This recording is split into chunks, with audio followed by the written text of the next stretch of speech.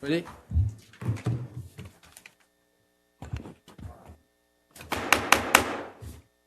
Good evening. Okay, welcome to our March 18, 2025 City Council meeting. Right now it's on time 7 o'clock.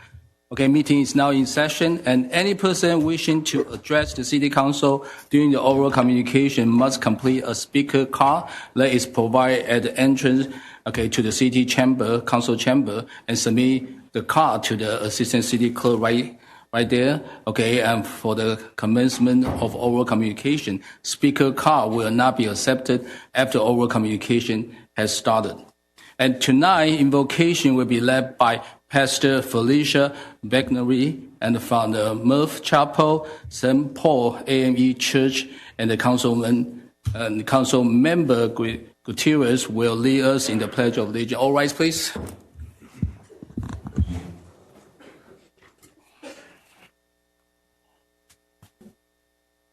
Thank you. Heavenly Father, we come before you today with hearts full of gratitude and humility. We thank you for the gift of this day, for the opportunity to gather together, and for the leaders you have placed in this city. We pray your blessings upon the City Council members and all those in positions of service and governance here in West Covina. Grant them wisdom and discernment as they make decisions that impact the lives of so many. May their actions reflect your justice, your compassion, and love for all people. We ask for your guidance to lead them in unity and purpose with a focus on the well-being of this community. Lord, bless the people of this city, from the youngest to the oldest, and may all work together for the common good. Help us to honor one another with kindness and respect, embracing our shared responsibility to build a stronger, safer, and more vibrant community. We thank you for the gift of service and for the privilege of coming together as a community to pursue peace, prosperity, and justice. In your name we pray. Amen. Amen. Thank you. Put your right hand over your heart and begin. I pledge allegiance to the flag of the United States of America and to the republic for which it stands, one nation, under God, indivisible, with liberty and justice for all. Have a seat, please. City Clerk, roll call, please. Good evening, Mayor. Councilman Cantos. Here. Councilwoman Diaz. Here. Councilmember Gutierrez. Here. Mayor Wu. Here. Mayor Pro Tem Lopez Viado is out this evening. Okay, thank you. And City Attorney, do you have anything to report out for a closed session? Nothing to report, Mr. Mayor. Thank you. Thank you so much. And then we go to the presentation. And I think a lot of people know West Covina High School, West Covina School District, and under the leadership of our beloved Superintendent Amy Flores. Thank you so much. She's even over here, and I will invite you later on to maybe make a short speech. But I think this is important for people to know West Covina Unified High School or Unified School District, and basically has a performing art academy, and that's so important to our city because our city have a lot of development, but what we need, performing art, the art. That is so important to our youth and for our city to have that important thing to enjoy, to appreciate art, music, dancing, singing, performing art. And that is how I'm trying to push, all the time with my, tenure as a city council. I think it's important to have our youth to be proud about who you are and to be a very good artist. And the sky's the limit for you. So enough for me to continue to sing. I want to have our presenter by very outstanding young man, Mr. Wigglesworth. And Wigglesworth will come up and let's give him a hand.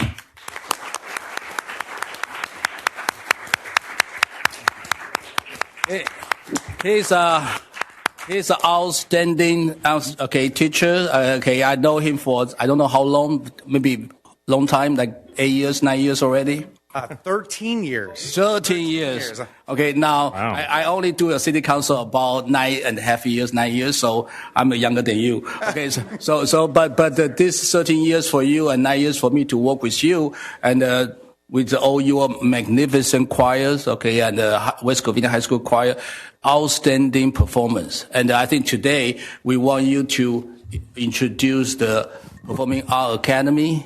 And I think it's important for people to know West Covina High School, West Covina Unified School District has a Performing Arts Academy and enroll to students and for us to enjoy their performance. Go ahead, take over. Well, thank you, Mayor Wu. Thank you, council members, and thank you, West Covina citizens. We're very excited to get to bring to you information about the Performing Arts Academy, part of our K-12 continuum of performing arts within the West Covina Unified School District. At West Covina High School, we house this Performing Arts Academy, and it's similar to a college program. Next slide. Our students would select an emphasis, whether that be dance, instrumental music, theater with an acting emphasis, or a technical theater emphasis, or a vocal music emphasis. And over the course of their 4 years of study, they would receive a specialized and intense instruction in that emphasis. However, something that is unique to us is that if I'm a vocalist, I'm also going to take a dance class and an instrumental music class and an acting class so that I can be well-rounded and prepared for things post-secondary, whether that means I'm going directly into the performing arts industry or I'm going to continue my education at a post-secondary university. And it also makes you more marketable, right? To be able to move on stage or act on stage. That's a huge difference. Next slide. This program is led by a team of 5 directors. We have Ms. Williams, who oversees our dance pillar. We call them pillars, but they're our emphases or disciplines. We have Mr. Steve Olivas, our instrumental music director. Ms. Kana Crescent, who joins us today as our collaborative artist director. Ms. Segura, our theater director for both acting and technical direction. And then myself, which oversees the vocal music and the coordination of this program. Next slide. There's many benefits for our students, one of them being that our students receive free private lessons within their emphasis. So if I'm a declared dance emphasis, I'm going to receive private instruction from teaching artists. These are artists who are currently working within the industry who are coming in and giving one-on-one instruction or very, very small group instruction to our students. This is all a part of the program and completely free of charge to our students and to our families. Next slide.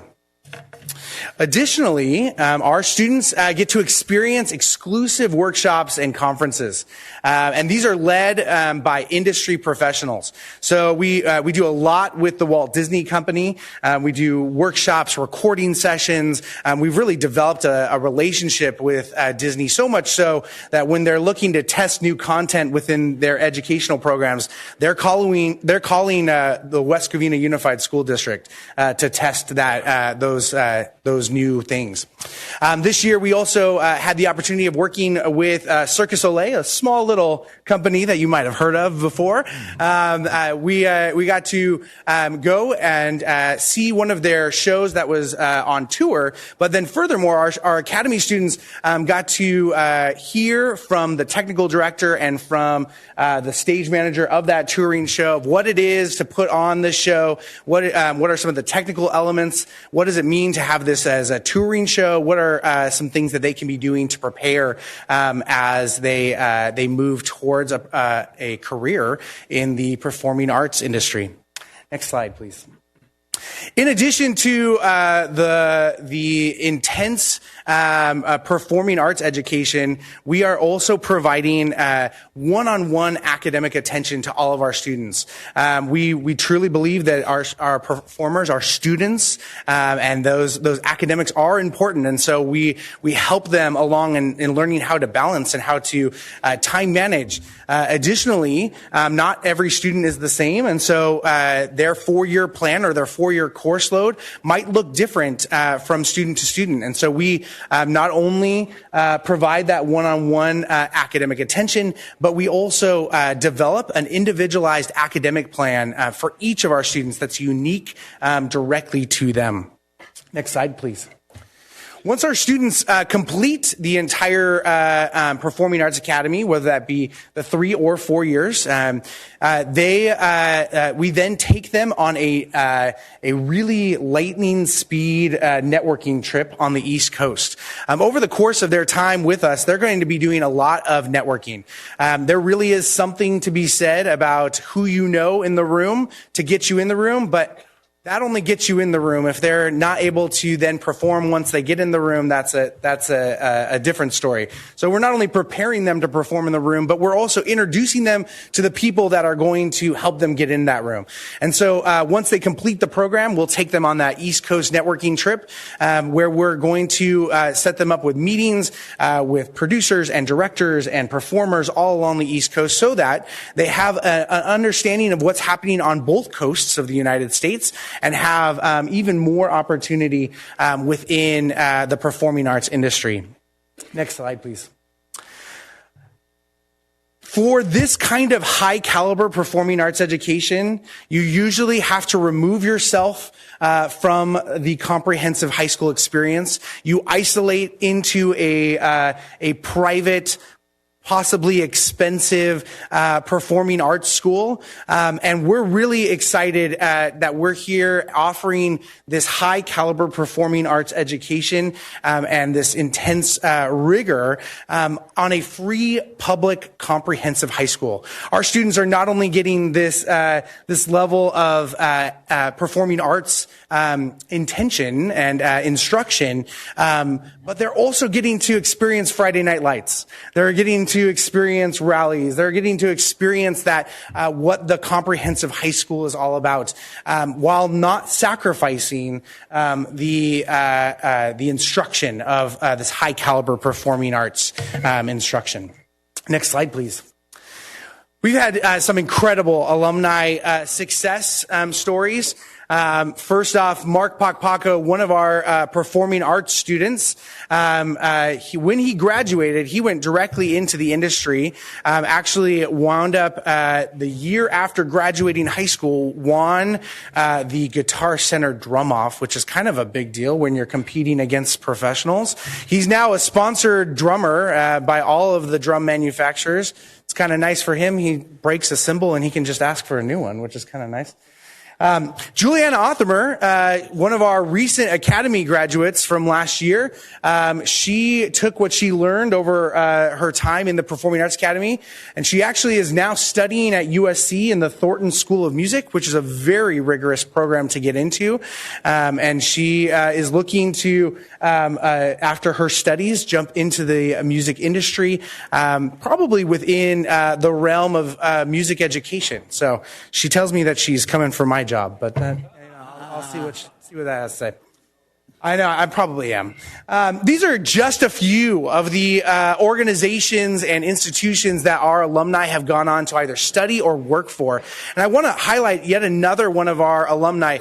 Tonatu is the gentleman standing next to Jennifer Lopez. He is an alumni of West Covina High School, studied performing arts at West Covina High School, and he is now co-starring second on the call sheet from Jennifer Lopez in the new upcoming movie Kiss of the Spider Woman that was just premiered at the Sundance Film Festival. So our roots for performing arts education go deep. And on top of it going deep, but our students are going out and they're working within the industry and they are being competitive post-secondary. Next slide, please. With such a robust program, we also have a fantastic performing arts center that will soon be opened. This performing arts center will boast about a 650-seat main stage theater, a full black box theater, full dance studio, and what I'm most excited about, an acoustically tuned vocal music room. I'm not biased at all, though. This building is truly going to push the boundaries of what's expected of a high school campus performing arts center.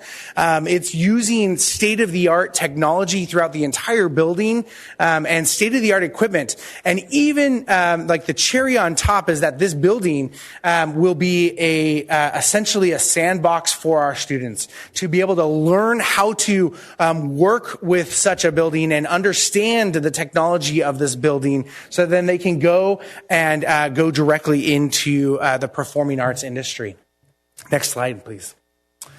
So we are currently accepting applications. I apologize, Mayor Wu, you won't be able to apply, but any incoming 9th and 10th grade students would be able to apply. They can find out more about the Academy and about how to apply on our website, which is wchspaa.org. And we are just excited that this program is booming. We're excited of what it's bringing to our K-12 continuum of performing arts within our district, and excited to what it's bringing within our city. So in addition to this presentation, we also have a performance for you. Next slide, please. We have the Wescovares, and they can go ahead and start making their way up.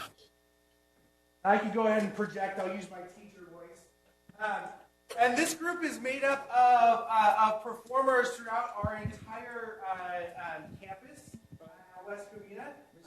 Many of these performers. Many of these performers also are Performing Arts Academy students. So within the Academy, we're really focusing on them as an individual performer, but then when they join forces of sorts, and they come together in an ensemble like this, we get to experience an even higher level of product.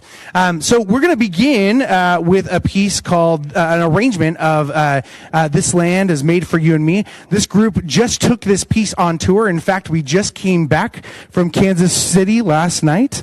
So we're fresh off of our spring tour. But this is This Land is Your Land.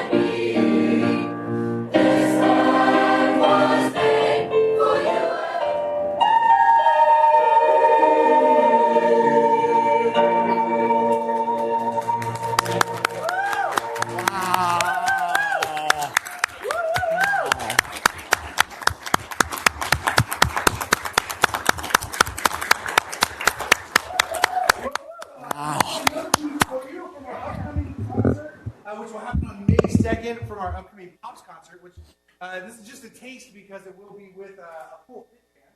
So this is Bridge Over Troubled Waters. I'll be your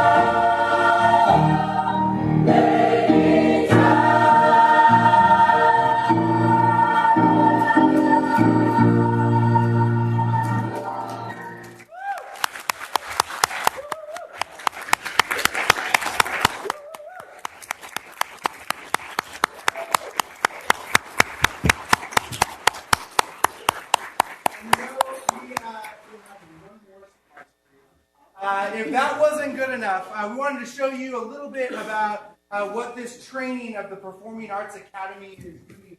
We have Andromeda Franco, who's going to sing a piece, and I'll let her introduce it.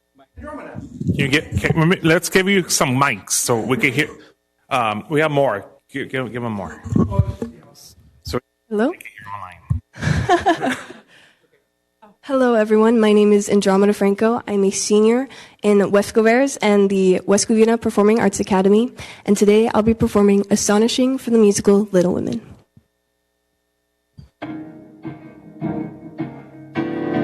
Who's he? Who's he was marrying me, and his ring and his marry me, the nerve, the gall. This is not what was meant to be. How could he ruin it all with those two words? I thought I knew him, thought that he knew me. Where did it change? What did I miss? A kiss when I thought all along that we were meant to find frontiers. How could I be so wrong?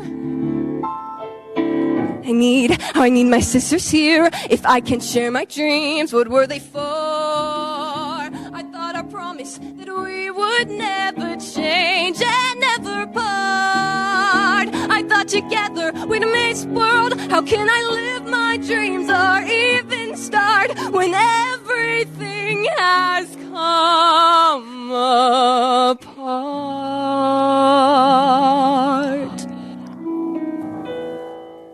I thought home was all I'd ever want, my attic all I'd ever need. Now nothing feels the way it was before, and I don't know how to proceed.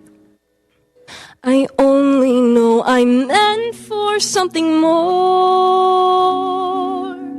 There must be somewhere I can be astonishing. There's a life that I am meant to lead, a life like nothing I have known. I can feel it, and it's far from here. I've got to find it on my own. Even now I feel the heat upon my skin, a life of passion that pulls me from within, a life that I am aching to begin. There must be somewhere I can be astonishing, astonishing. I'll find my way, I'll find it far away. I'll find it through the unexpected and unknown. I'll find my life in my own way. Today, here I go. There's no turning back. My great adventure has begun. I may be small, but I've got giant plans to shine as brightly as the sun. I will blaze until I find my time and place. I will be fearless, surrendering modesty and grace. I will not disappear without a trace. I'll shout and start a riot, be anything but quiet. Christopher Columbus, I'll be astonishing, astonishing, astonishing. At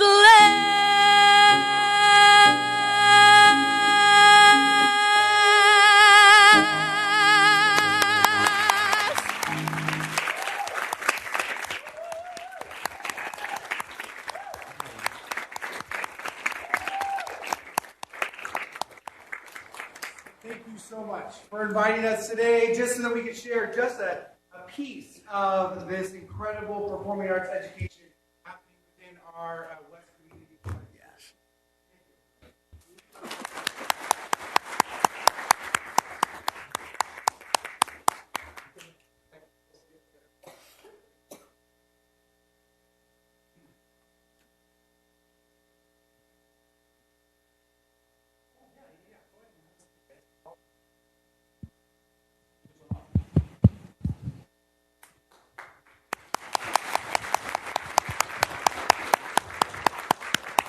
Thank you so much. That's outstanding. Really appreciate. Let's give them another hand, please.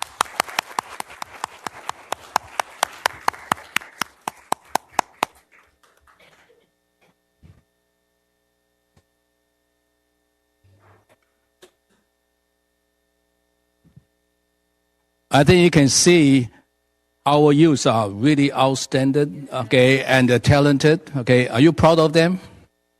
Thank you so much. You guys are great. Okay.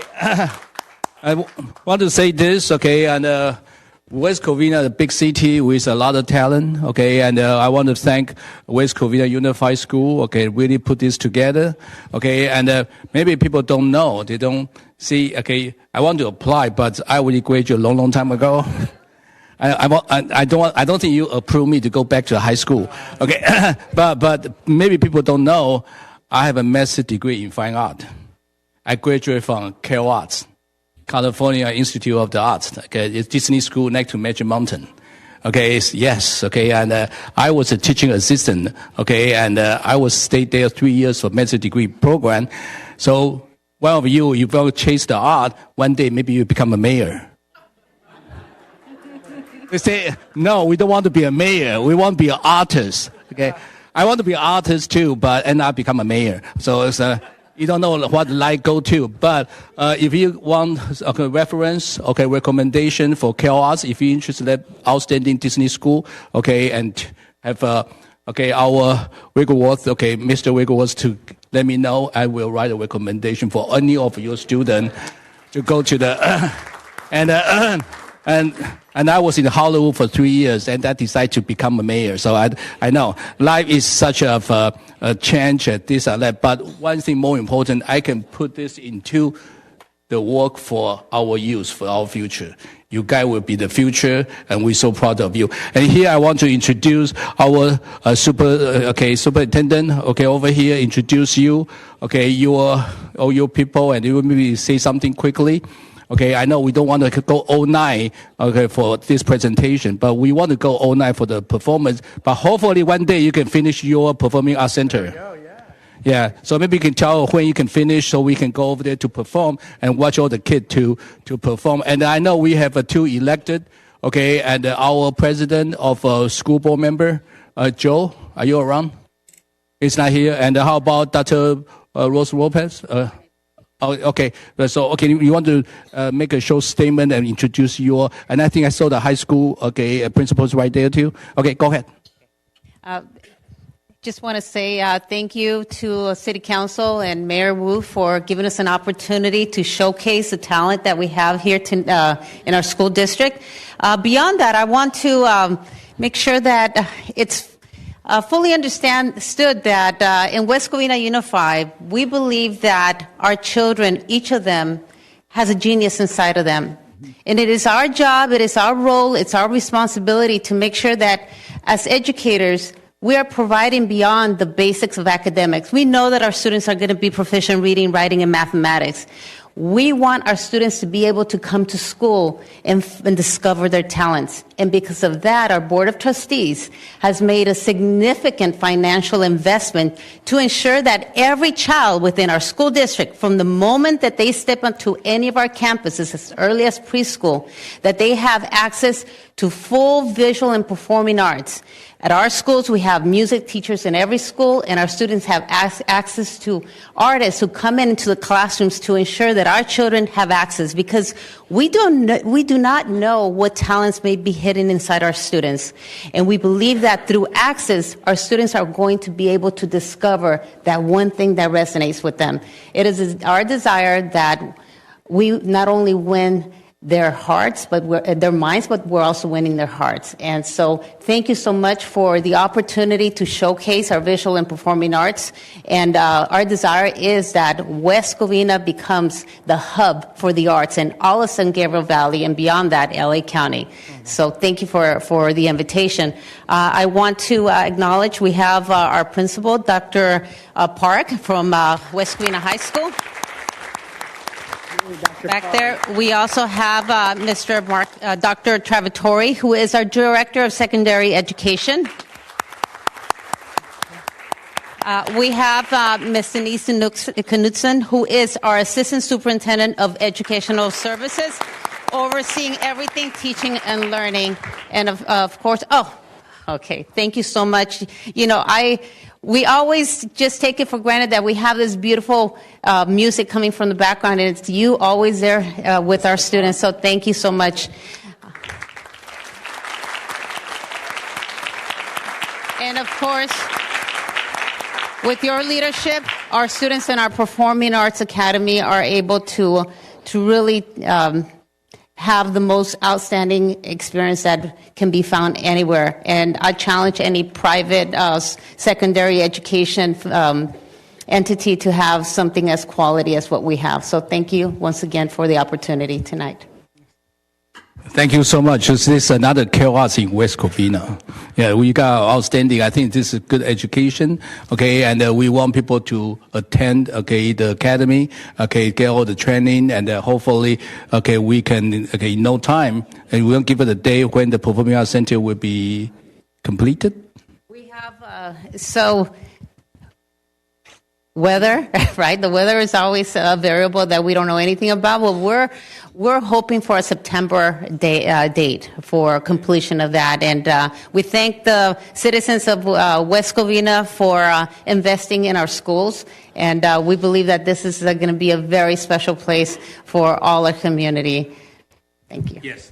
And, I remember the major CS, okay, for the taxes, for the property tax, to support all this major development. And you can see West Covina Unified School becomes so pretty. We have a swimming pool. It's like Olympic size, okay, and maybe during the Olympic time, they can come over here to compete. And then we have this magnificent, okay, and the Performing Arts Center. It will be the newest, the high tech, and the beautiful, and I cannot wait, okay, to attend and when you perform over there. So this is our future.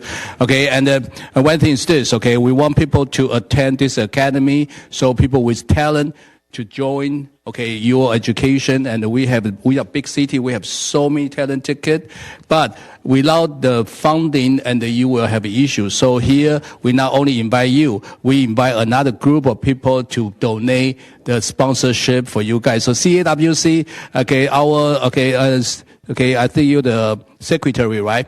Okay, and finance, okay, and you bring the check. Hey, you have a check, okay? Okay, so anyway, CAWC, you want to say something about how you support this and how much money you bring to us? No money, no talk. Yeah, so hello everyone. So we donate $3,000 tonight.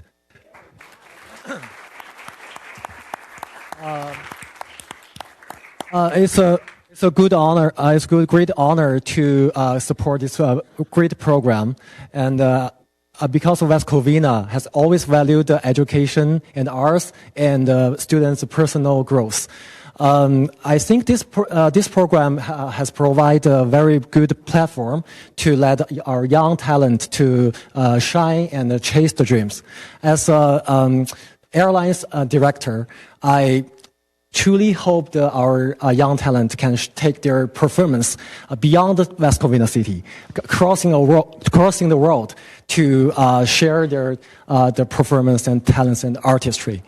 And we are so proud to contribute this program, and so excited for the future we hold. Thank you. Congratulations.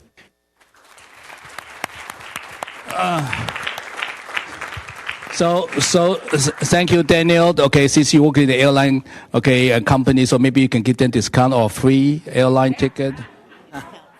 If they want to travel to other places, okay, so you guys can help them. Okay, so we have more donation from you guys. But I think, thank you so much. I think you have a check $3,000 to support. See, you're not here for free. Okay, you have a scholarship for $3,000 because we love you. We know so important, okay, for you to have support. Not only a talent, but you need a scholarship too. And we want you to wish you all the success in your future. So thank you so much, okay. And here's a check. And you guys want to have pictures with, okay, and with our director and superintendent. And do you want our student come up to have a picture with everybody?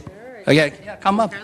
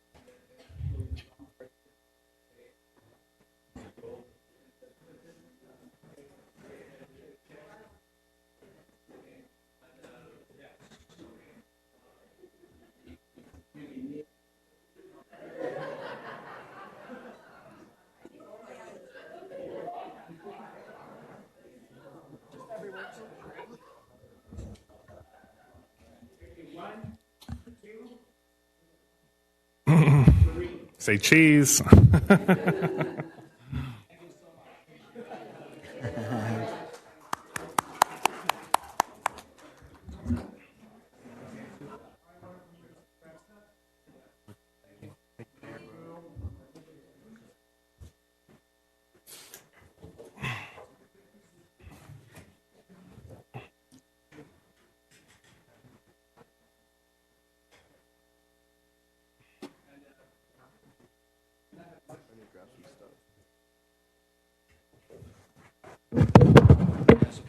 Okay, don't forget. Okay, our Spring Festival. Okay, it's March 29th, 30th. Okay, welcome to come. Okay, to attend. And yes, we are promoting the Spring Festival. Our schools will be out there as well, performing. And once again, thank you so much, City of West Covina, City Council, for your partnership and for always being great supporters and collaborating with us. And you know, we all have the same goal, making sure that our children receive the very best. So thank you. Yes, you're. I think that you can. Okay. I think you can understand this is such an important partnership. The school and the city, we are partner. We help each other. We serving the same population. But thank you so much. Really appreciate for yeah. It's okay. Great. Okay, it's very good. Thank you so much. Okay, we're going to share this with everybody. And COG, Council of Government, okay, welcome. Okay, I've been seeing you in our Council of Government. You're going to do some presentation about the Measure A, right? Yeah, come up and present it. Go ahead. All right, thank you. And unfortunately, I will not be anywhere near as entertaining as that was great. I hope you can sing. I will do you a favor and I will not sing. I do have a presentation. Awesome, thank you. Yes, my name is Caitlin Sims. I am the manager of local programs at the San Gabriel Valley Council of Governments. And tonight, I'm just going to give a real quick overview of the County of Los Angeles' Measure A Local Solutions Fund scenarios. And just as a caveat before I begin presenting, this is not these are not numbers that were created by the Council of Governments. They were drafted by the county in support of Measure A. And for those of you who don't remember what Measure A is, it's a half-cent sales tax measure that passed back in November for homeless services and for affordable housing. It is replacing Measure H, which is currently in place as a quarter-cent sales tax measure. But Measure A will become effective on April 1st. And as a part of that specific measure, 60% of the funds collected of that half-cent sales tax will be allocated towards homelessness services. And of that 60%, 15%, this is all established in the language of the measure itself, 15% of that is for what they're calling the Local Solutions Fund. The Local Solutions Fund is basically a pot of funds for cities and councils of governments to be able to implement their own locally specific programs around homeless services. One of the other major components of the Measure A ordinance is that it establishes that the County of Los Angeles, specifically the Board of Supervisors, will be responsible for coming up with a scenario to allocate this Local Solutions Fund. So in total, the estimate is for fiscal year 25-26, there will be about $96 million available through the Local Solutions Fund. So the county's task over the last 2 months has been to come up with scenarios by which that funding can be allocated. And the purpose and the language of the measure specifically also says that the funding should be allocated predominantly based on the point-in-time count. For those of you who aren't familiar with that, I'm sure most of you are. It's the annual count that happens every year in January, February that really establishes what the populations of persons experiencing homelessness in LA County is. So you can see the County of Los Angeles, they came up with 6 specific measures that were designed to kind of capture the spirit of the requirements of Measure A. And you can see them on the screen in front of you.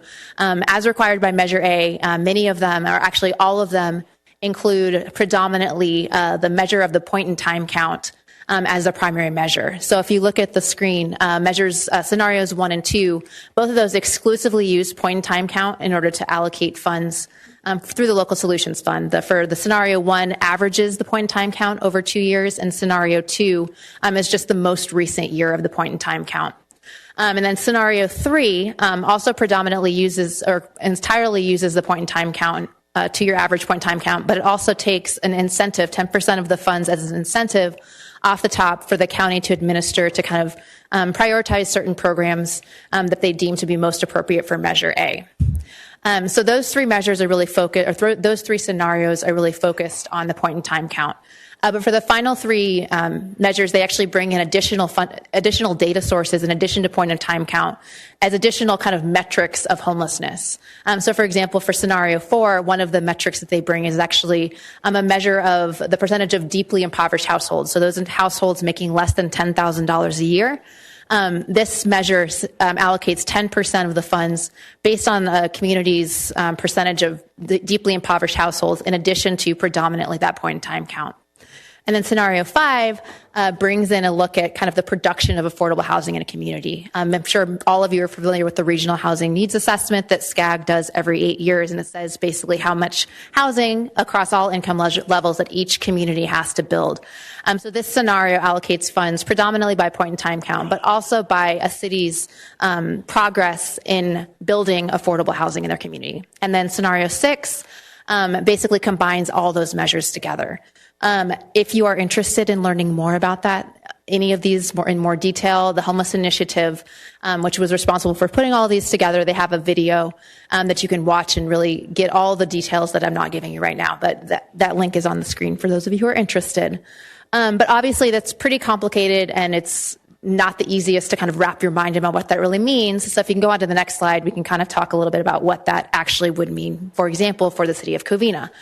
So you can see on the screen how using each one of the methodologies in each one of the scenarios, how that would apply to the city of West Covina. And I do want to give a caveat as well that these are numbers that were released by the County of Los Angeles, but we don't expect them to be the final numbers. Our understanding is that there's actually going to be final numbers released either later this week or early next week. So you shouldn't use these as you shouldn't consider these to be final numbers, but you can kind of get an understanding, a general understanding of under which scenarios the city would do slightly better.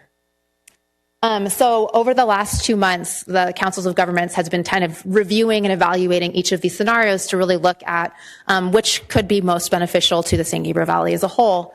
So if you go on to the next slide, we've been able to do that, and through kind of our typical review process at the COG, we've determined, and the governing board of the Council of Governments recommended that scenario 4 would be most beneficial for most cities.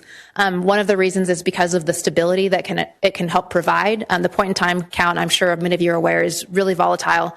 It can change a lot year over year, which if you think about how funds being allocated based on that, you could have a lot of dips and valleys over time. So this scenario 4, we think, provides additional stability. And I think it also really recognizes that there's more to homelessness than just people who are experiencing unsheltered homelessness. It also kind of looks at those who are at risk of falling into homelessness, or those who may be couch surfing or something like that. So as a part of the governing board's recommendation, they also recommended that for that scenario, that funds be allocated, that more than 10% of the funds be allocated based on that deeply impoverished families metric. So rather than 10% of funds being allocated based on that metric, 20% of funds in that.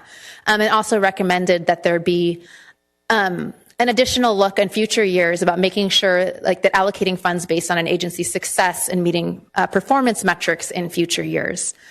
So on the screen here, and again, just the caveat that these are numbers that were provided by the county. So this is just our calculation based on what we could figure out about their numbers. As you could see, this proposed scenario, this revised scenario 4 would be even more beneficial for the city of West Covina in terms of funds.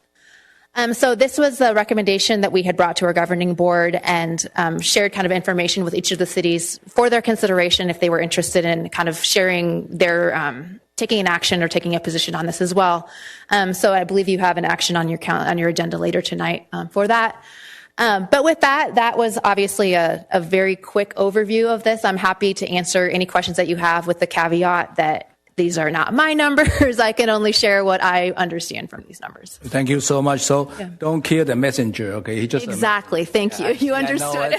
We want more money, okay? That money is too little. That I know. Yeah, okay. We give you like a 0.5% of sales tax. We only get that tiny little money. So yeah. So hopefully we can get more money. But I want to let my council colleague to start some questions. Who has a question first?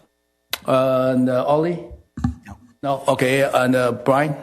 Yeah, no, I was just going to say, thank you for coming and presenting on that update to our constituents. So thank you.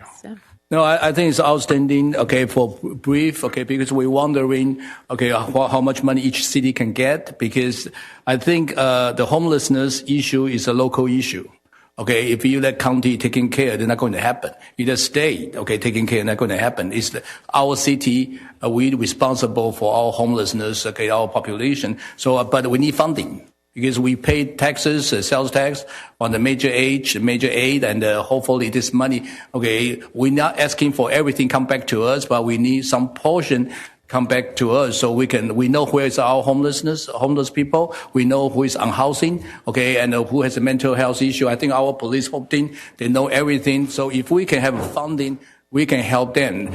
And I said it many times, and the homelessness issue is not, okay, the social issue is a medical issue, because a lot of time people, they need medical help. Then mental health issue, the drug abuse issue. So if we don't take care of that, housing, it won't solve the issue. And there's another thing, okay, we need to give them medical for their issue, okay, taking care of them. Second thing is how we find housing for them. Number three, most important thing, how we can let them feel confidence. So go back to society, have a job training, or volunteers, anything that can help them to back into the society. Otherwise, they will in and out of shelter, no matter how we spend the money. So hopefully, and I think COG understand, and hopefully county understand, so we can get our portion, so we can get a solution to take care of our population. Okay, any other council want to say anything other than that? You guys okay? I want to thank you, okay, and appreciate, and I see you Thursday at the COG meeting. See you Thursday. Yes. Thank you so much. You've been great. Okay, thank you so much. Appreciate.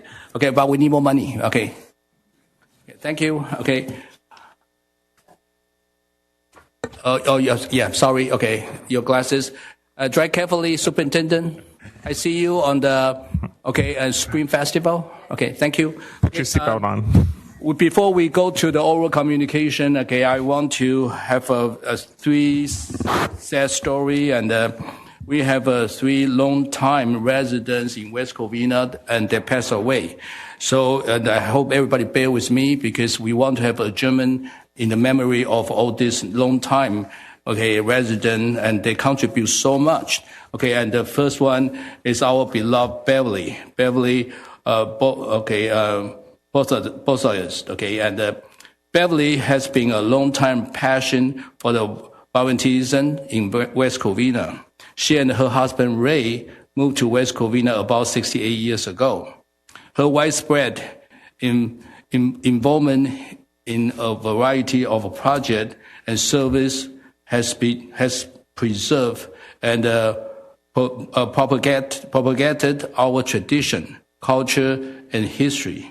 For Beverly, dedication and service to West Covina, she has named Citizen of the Year in 2012 by the Historical Society of West Covina.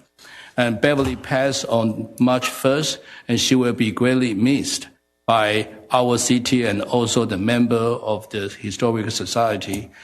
Her quiet strength, support, shining smile, quick with an immediate willingness to help, contribute to her success. Please keep Ray and their family in your thought and prayer. And I met Beverly, okay, back in 2015 when I started as a city council, and she always so sweet and polite and willing to help you.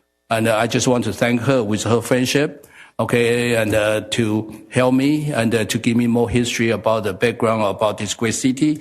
And she's always quietly sitting over there and give you the smile. And I just want to thank her for her friendship and my condolences to the family. And the second one, the Pastor Sonny Acquizoni. Pastor Sonny Acquizoni was a resident of West Covina since 1975 and passed away on March 3rd.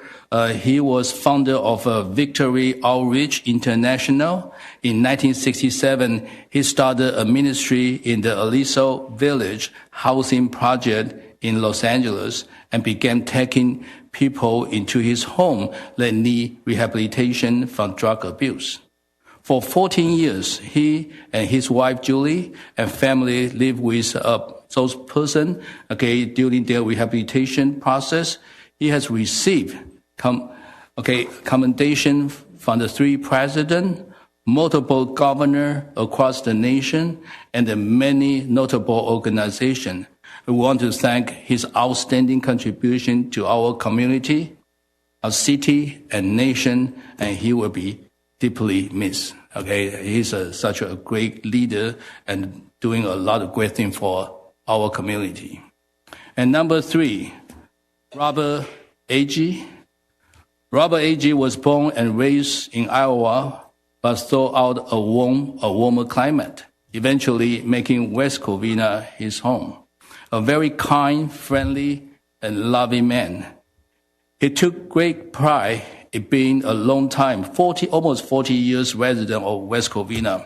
With generous heart and deep sense of community, Robert was always willing to lend a helping hand to his neighbor. Robert passed away last March, leaving a profound voice in the heart of those who knew him. His loss is deeply felt throughout the city, and he will always be remembered with gratitude and love. He is survived by his beloved wife, Carla. I think Carla's right here. Thank you so much for showing up. We will miss your husband, okay, and the daughter, Deborah, and the son, John. Okay, thank you so much for your contribution. We love your husband. I know him personally, and he's a great guy and really helping the community and always a great leader. And thank you so much. It's a great loss of our city. And Assistant City Clerk, would you please put a German in the memory of all these 3 persons? Yes. They're all our long-term residents, all contribute a lot. But thank you so much. Okay, and then we move to the oral communication. So bear with me. I'm going to read all this again.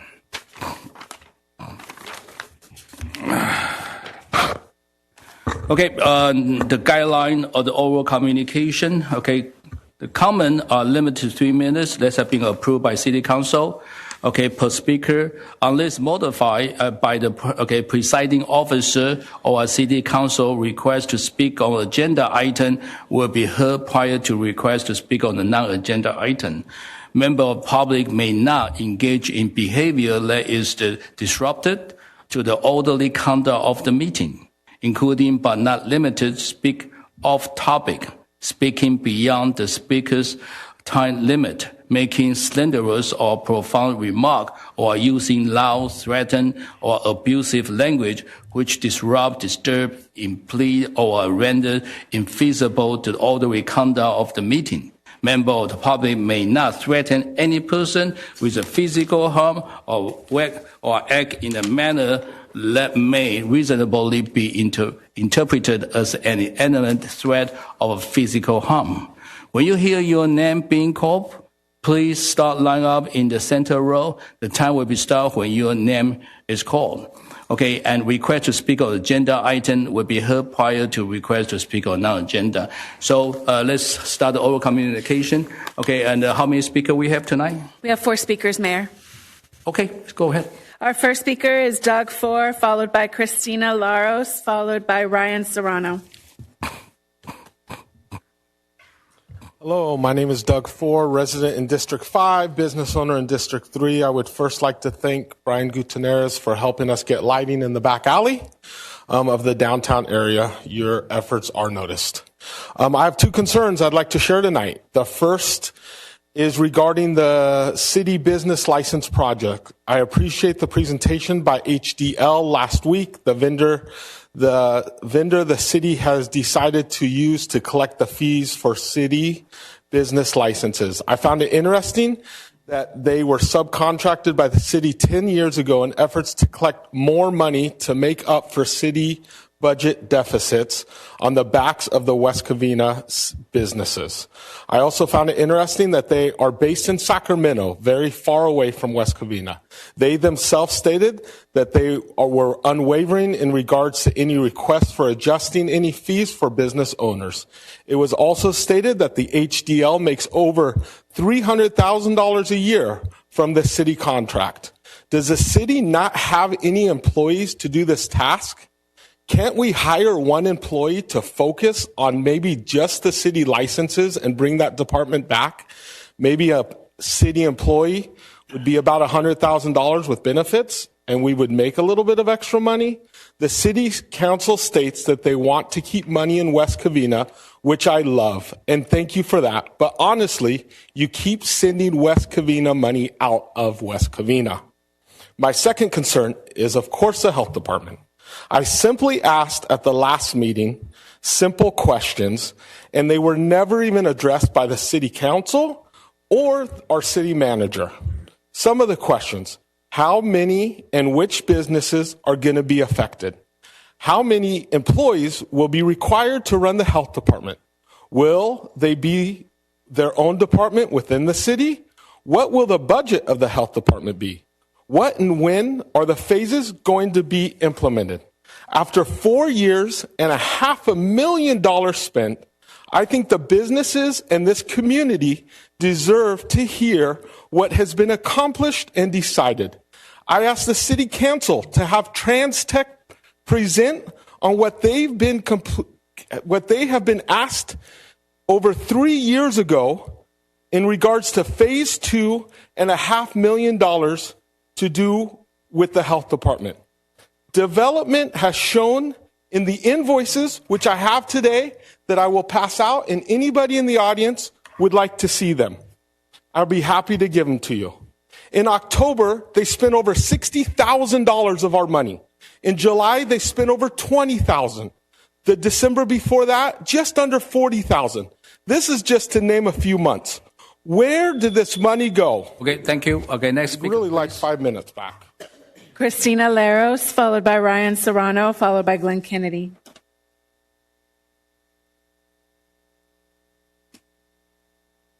Good evening, Mayor, council members, and staff and residents of West Covina. My name is Christina Larios, and I am the interim library manager at West Covina Library. I'm here to tell you about some of our programs that we're offering this month. So we have our baby story time on Thursday, March 27th at 10:15, and our Smarty Pants story time for ages 2 to 5 on March 28th at 10:15. Tomorrow, in honor of Women's History Month, we have a program for children on Rosalind Franklin. And we, as you're aware, we have programs for everybody. Tomorrow also there's a St. Patrick's Day scavenger hunt for teens.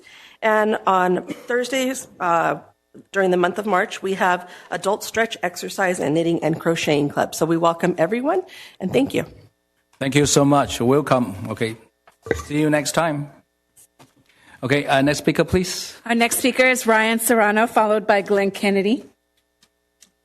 Hi, Brian. Howdy, Mr. Mayor, members of the City Council, city staff, and those in attendance and watching online. My name is Ryan Serrano. I serve as Deputy District Director with the Office of Los Angeles County 1st District Supervisor and Chair Pro Tem Hilda El Solis. I'll be brief. I just wanted to provide an invitation to the community at large for the Supervisor's 4th Annual Veterans Resource Expo. It's actually going to be a great event. It's going to be this Friday at the Pomona Fairplex from 9 a.m. to 2 p.m. We're going to have educational resources, health resources. There'll also be job resources, and we're going to be giving away 200 computers to help delete the divide. Ooh. So I'm going to share some of these. You guys have some there. I also want to extend an invitation to the council as well. We'll be kicking off the event with the program at the start. Program is going to be starting at 9:15, so I encourage you to attend as well. Thank you so much. And maybe our city can help them to promote. Yeah, so we can put on our website to promote about this event so people can attend and hopefully get a free computer. I appreciate that. Thank you so much, Mr. Mayor. You're welcome. Next speaker, please. Glenn Kennedy. Thank you.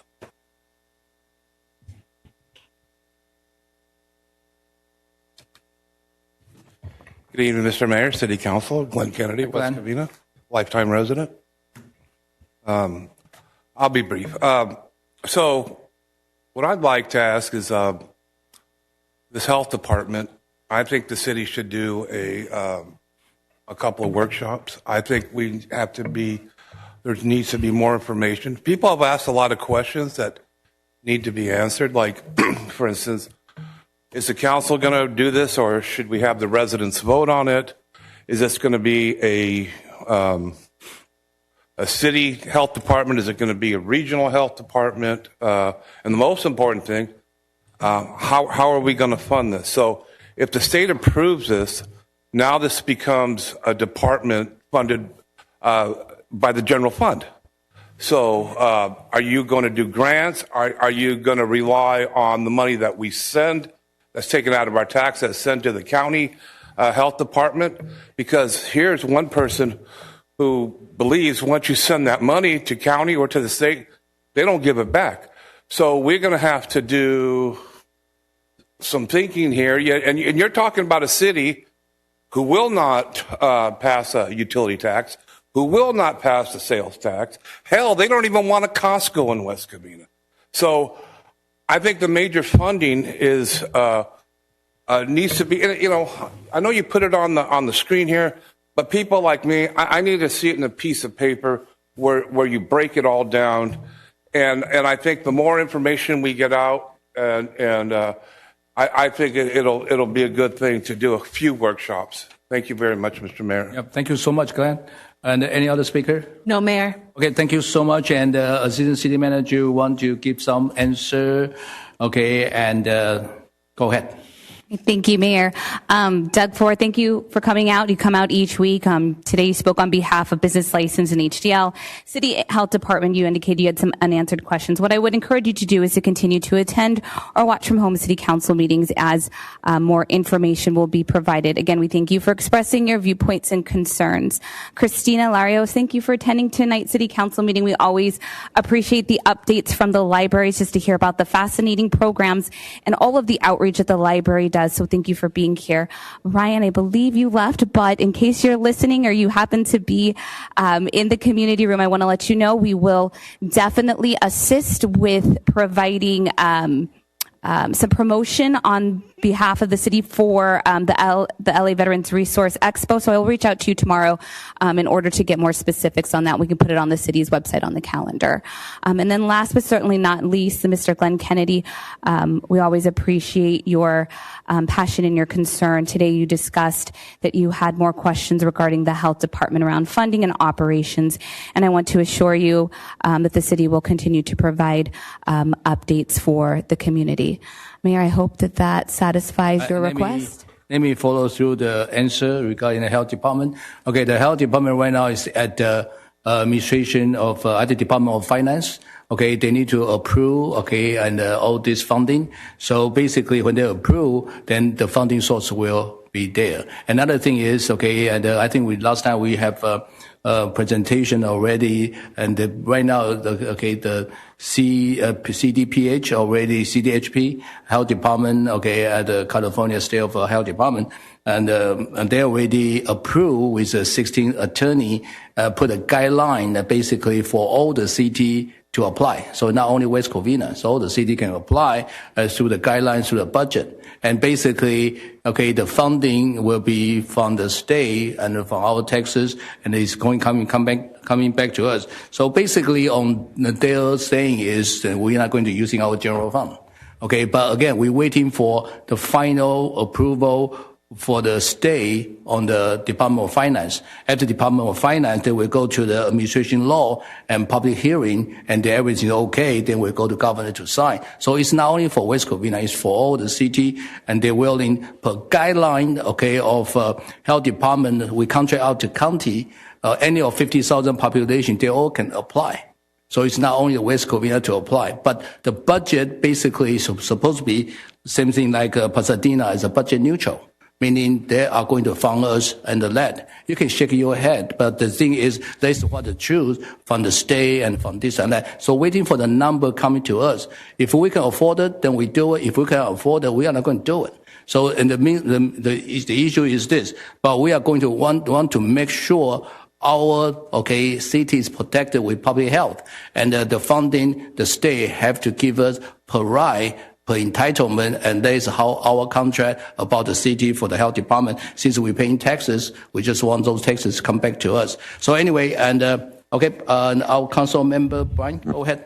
Yeah, and just to I know the resident is concerned about transparency, so. I don't know if Roxanne, do we have the health department information online right now on our website?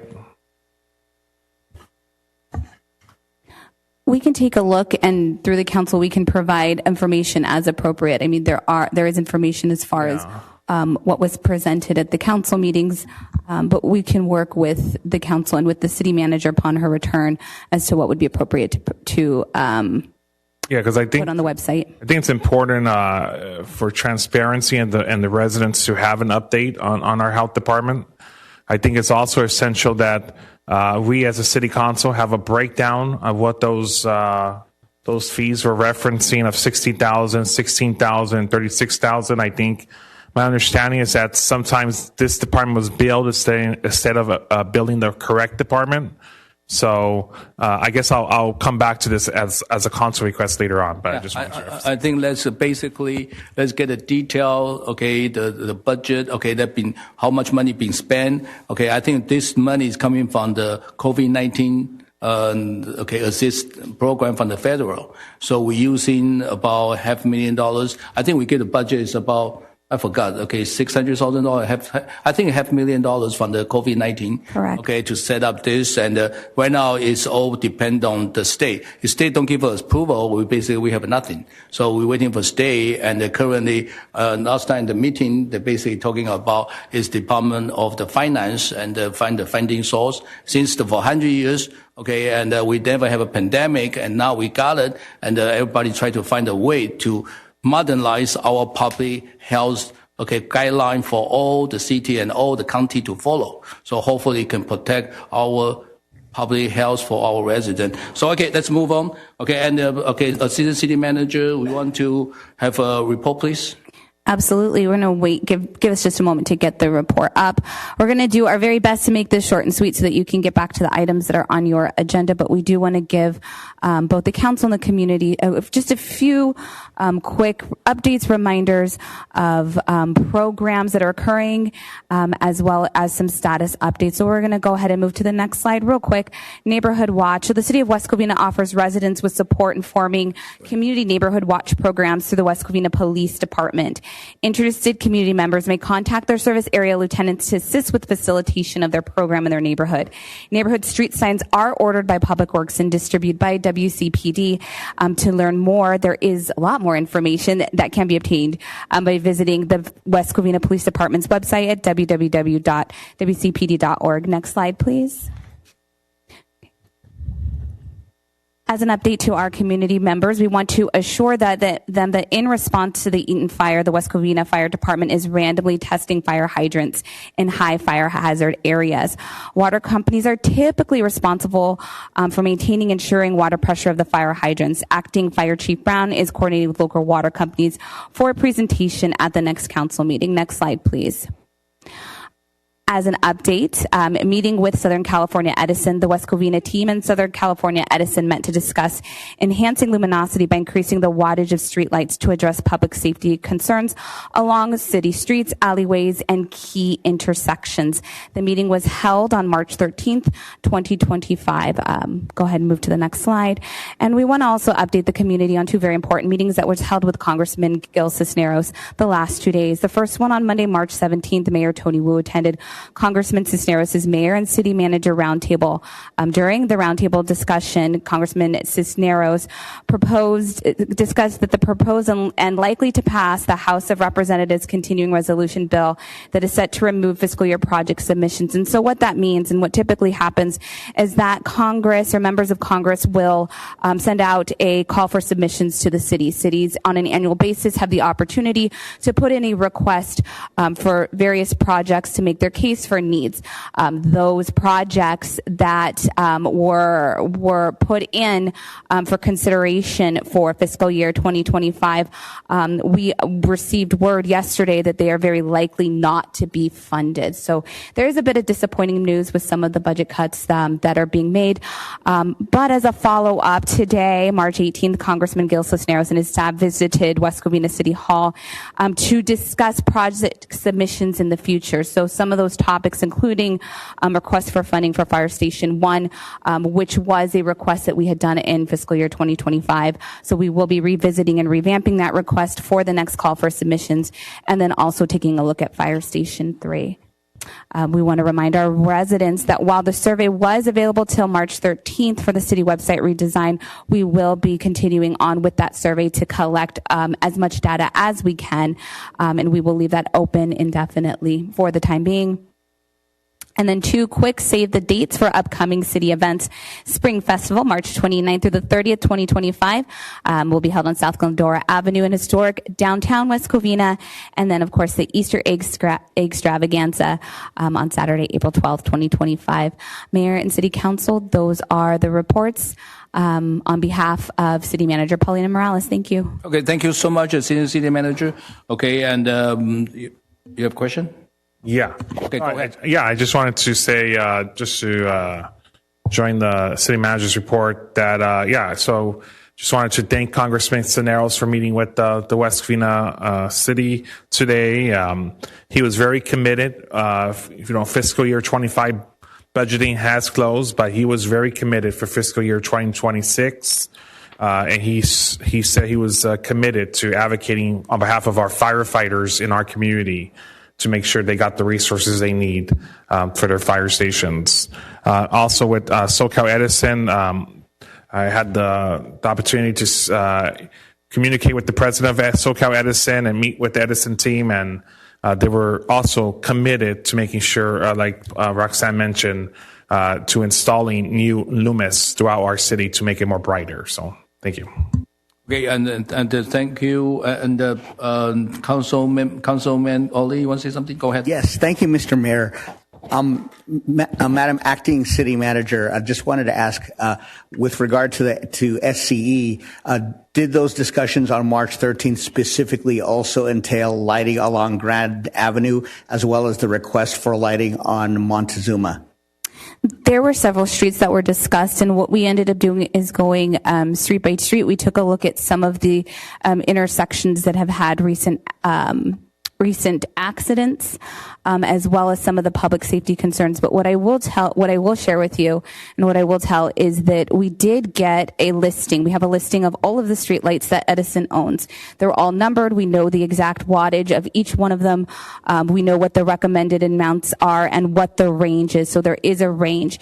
And so we're taking a look comprehensively. So not only specific streets that were discussed, like Grand, Montezuma was not brought up, but we will address that with Edison, because we do have the opportunity to provide them with the street lights that we want to increase the wattage for. So your point is taken, Councilman Contos, and we will make sure that when we submit those requests, working with the city manager, that Montezuma will be included as well. And anything else? Yes. Is park lighting also included with these discussions with SCE?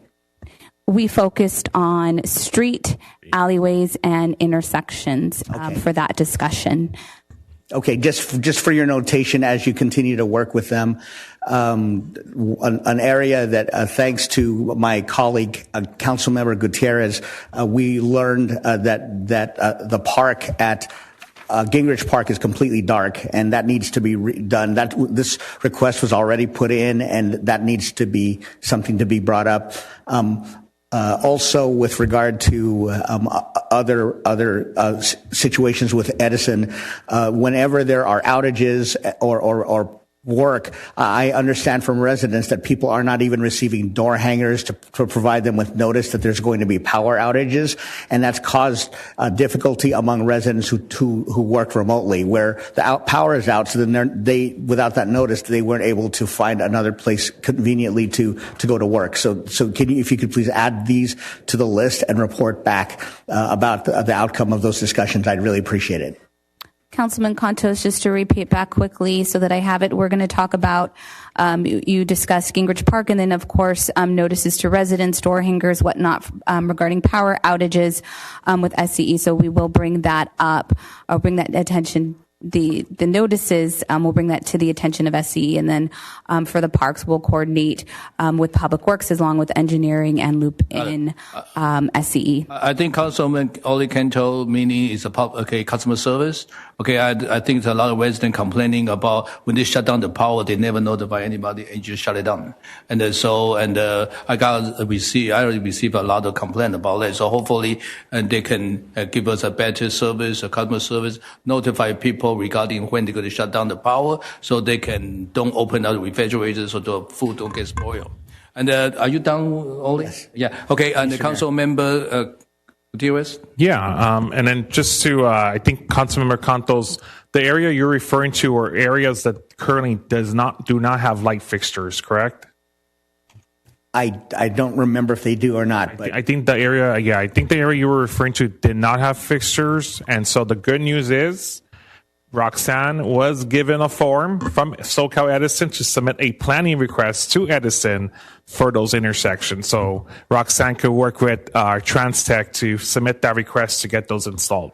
Wonderful. Thank you. Yes, just to give you an update on that. See, it's a teamwork. So we make sure we have a light right there, okay, and send the application to the Edison so we can then install the light. Anything else? I think that's it. Yeah. Okay. So. Very good. Let's move on. Okay. And let's go to consent calendar. Okay. 1 to 8. And any council member want to pull any item? Yes. Yeah. Go ahead. We'll do 6, 7, and 8. How about you pull everything? Okay. And so 6, 7, and 8. 6, 7, and 8. So do I have a motion to approve 1, 2, 5? I'll make a motion. Okay. Do I have a second? Second. Roll call, please. I have a motion by Councilmember Gutierrez and a second by Councilmember Cantos to approve consent calendar items 1 through 5. Councilman Cantos? Aye. Councilwoman Diaz? Aye. Councilmember Gutierrez? Aye. Mayor Wu? Aye. Motion approved 4-0. And let's go to the item number 6. Go ahead. Through the chair, if I may, I'm going to invite up our CAP project manager, Robert Ortega, who will be giving a oral report and who will be available to answer any questions that you may have this evening. Robert, welcome up. Good evening, everyone. Good evening, Honorable Mayor, City Council. So today I'll be giving an update on the City Hall ADA upgrades. So little back history on this. So on September 19th of 2023, the City Council of West Covina awarded the request for proposals for preparation of an ADA self-evaluation report and transition plan to Borough of Veritas. And on November 19th, the City of West Covina issued a request for proposals based on the transition plans prepared by Borough of Veritas. And on December 11th, we received 2 proposals. So the project scope encompasses the council chambers, the second and third floor restrooms, and the elevators. So council chambers, the scope of work involved designing elements of the city council chambers and the adjacent areas to ensure full compliance with the Americans with Disabilities Act ADA. This includes evaluating the current layout, access points, and pathways to identify potential barriers for individuals with disabilities. Design modifications will focus on enhancing accessibility, such as adjusting doors widths, reconfiguring seats to eliminate barriers, and optimizing circulation spaces. Enhancements to signage and barrier-free flooring options will be incorporated to eliminate barriers that facilitate movement for all individuals. The project will include design to ensure accessible work areas at the dais, as well as the areas and pathways leading to it. Second, the second and third floor restroom design will include upgrades that aim to eliminate barriers throughout each of the restrooms and ensure compliance with the Americans with Disabilities Act. And for the elevators, the scope of work includes preparing designs for new elevators within the City Hall. The design will focus on incorporating new shafts and cabins to improve the efficiency. As we all know, those elevators are ancient. And lastly, the selection process for the firm to design the City Hall ADA improvements began with evaluating the received proposals based on the RFP criteria. The Deputy Community Development Director, City Engineer, and I scored the proposals, and we unanimously agreed that BFK's proposals demonstrated the best understanding of the project. And I also invited the designer, the architectural designer, if you guys have any questions. And we also have TransTech here. if you guys have any questions. And council have any question? Okay, and Council Member Gutierrez. Yes. So let's see. So the contract total is $233,000. Yeah, $233,000. A maximum of $233,000. Okay. And once again, what does this include? It includes the council chambers, the second and third floor restrooms, and the elevator. What does it include in the council chambers?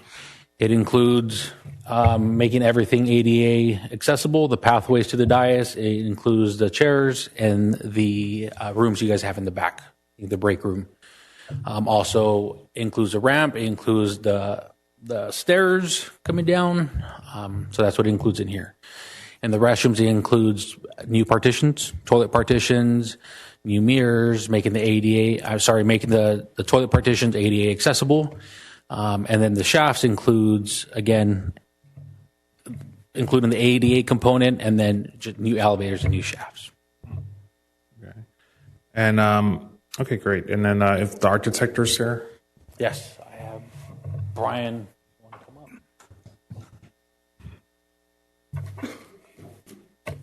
Hello. Hi. Yeah, I just wanted to ask you questions. So if you could explain to us the process and what you'll be doing to initiate this design, will you be getting community input, and what does it include new designs to it, like different paint colors or modern designs and so forth? No, I think this scope was strictly the ADA compliance upgrades to the spaces that Robert mentioned. So there's going to be the RFP is 3 phases. Those will be worked on and designed concurrently, but we'll be supplying 3 separate sets of permit-ready documents to go out to bid. All of these projects are broken into 2 phases. There's a design development phase and then a construction drawing phase. And in the first phase, we're going to be doing our own audit of the existing conditions and gathering as much as-built information as we can on the building. We'll take that information and enroll it into our concept plans, schematic plans for review with the city. And then the second phase, which is the documentation phase, that's where the drawings, we bring in the details for construction and for upgrade administration. To add to that, Ryan, we also, in the design, we talk about paint, we talk about tiles, the partition we want, and that's something that we prove as a city. Yeah. Okay. Great. And then when you say audit, have you looked at the ADA evaluation we did, the study we did? We have. Okay. Yeah. So you'll follow their guidelines, recommendations. Yeah, it's very thorough. Okay. But we'd like to come out and just to confirm, if anything's. As long as we don't pay double. But okay, great. Sounds good. All good. You okay? Okay, Yes. Mr. Mayor. Yeah, go ahead. Thank you, and really appreciate your being here. Wanted to ask with regard to modifications and upgrades. I didn't see it, and maybe it might be. I just wanted to ask: are there efforts to improve assistive technology access, specifically induction loops for people who are hard of hearing, or closed captioning capability for our computer systems and other such things? So for folks beyond wheelchair access and such, but accounting for people with other types of disabilities who may need to connect their technology to ours. Let's say if there's someone who's hard of hearing and they might have a hearing aid and they might need to have that linked up to our microphone system, or let's say there's somebody who requests captioning, and if we have open captioning, that there's a provision that whenever we talk, then it would be captioned on the screen for in open captioning. Are those things, if they haven't been included, can they be included with even at this juncture? Yes, that's something that we definitely can explore. I know it's something that we definitely could benefit from. So I will get with the team and make sure that we include some of those details in the design. Thank you. Okay, and Just I have a quick question about, do we have funding located? I want to say yes. We do, but let me Better make sure we have money. Yes. Yeah. I will look into it. I'm certain we do, but make sure we have funding and we spend doing the funding. We don't want to go into the general fund. Okay, so make sure we get funding and we can do ADA compliance. Okay, so in that way, everything should be hopefully get what state require. Okay, and otherwise, you have more? Go ahead. Yeah. Just to emphasize what Councilmember Cantos also said about the assistive technology. So I would assume that your design will include also Braille in the elevators and other spots as well. Yeah, upgraded signage. Yeah. Yep. Okay, great. And then I think the assistive technology part, in general, we should look into. I think it's two separate things, but we do need to look at the assistive technology stuff. So maybe you could work with Will to find that technology for here. Okay, very good. Assistant technology? Yes, the one. Yeah, the items that Councilmember Cantos mentioned is considered assistive technology. So let's work on all this so-called new tech, but at the same time, we want to see the budget and the funding. Okay, and next time maybe you can give all the city council. Okay, the budget, where is the budget located? Okay, how much we have, and then we will spend within what the design request. Okay, and other than that, do we have motion to approve? I'll make a motion to approve. Do I have a second? Second. Okay, roll call, please. I have a motion by Councilmember Gutierrez and a second by Councilman Contos to approve agenda item number 6, consideration of agreement with Brian F. Knight Architect, Inc., DBA BFK Architecture and Planning for Design Services for City Hall ADA improvements. Project number 22017. Councilman Contos? Aye. Councilwoman Diaz? Aye. Councilmember Gutierrez? Aye. Mayor Wu? I approve 4-0. Okay, next agenda number 7, please. Yep, fine. Okay. So item number 7. Yeah, if the assistant city manager could tell the community what this item is. Absolutely. Mayor Wu, Councilmember Gutierrez, members of the City Council, I'm going to actually ask the author of the report, our acting finance director, Maria Luisa Olia, to go ahead and give an oral presentation tonight, and then she will be available for any questions that you may have. Hello. So there was a request. I'm going to give a quick update on the health department. In 2021, City Council directed staff to establish a West Covina Health Department and entered into an agreement with TransTech to assist in establishing that health department. Over the last 3.5 years, we've been using up the First Amendment for that contract. It's been approved for about $600,000.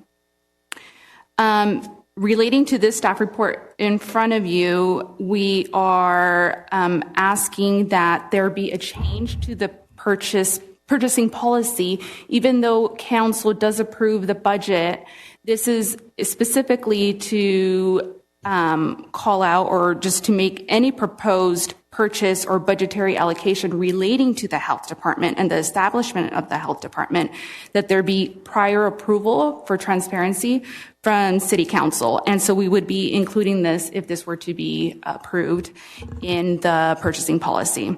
And it shall not be amended or removed without prior direction from the City Council. And those are the guidelines in the purchasing policy. Great. Yeah, thank you. And that, just for the public's knowledge, that means that not even a penny can be moved without the council's direction, correct? Any new budget, yes, that would be correct. Anything relating to the health department. Great. So I'll make a motion to approve. Okay, do I have a second? Second. Okay, roll call, please. I have a motion by Councilmember Gutierrez and a second by Councilman Contos to approve agenda item number 7, consideration of resolution requiring amendment to city's purchasing policy to require all new expenditures relating to the health department to be approved by the City Council. Councilman Contos? Aye. Councilwoman Diaz? Aye. Councilmember Gutierrez? Aye. Mayor Wu? Aye, the motion to approve 4-0. Next agenda, please, number 8.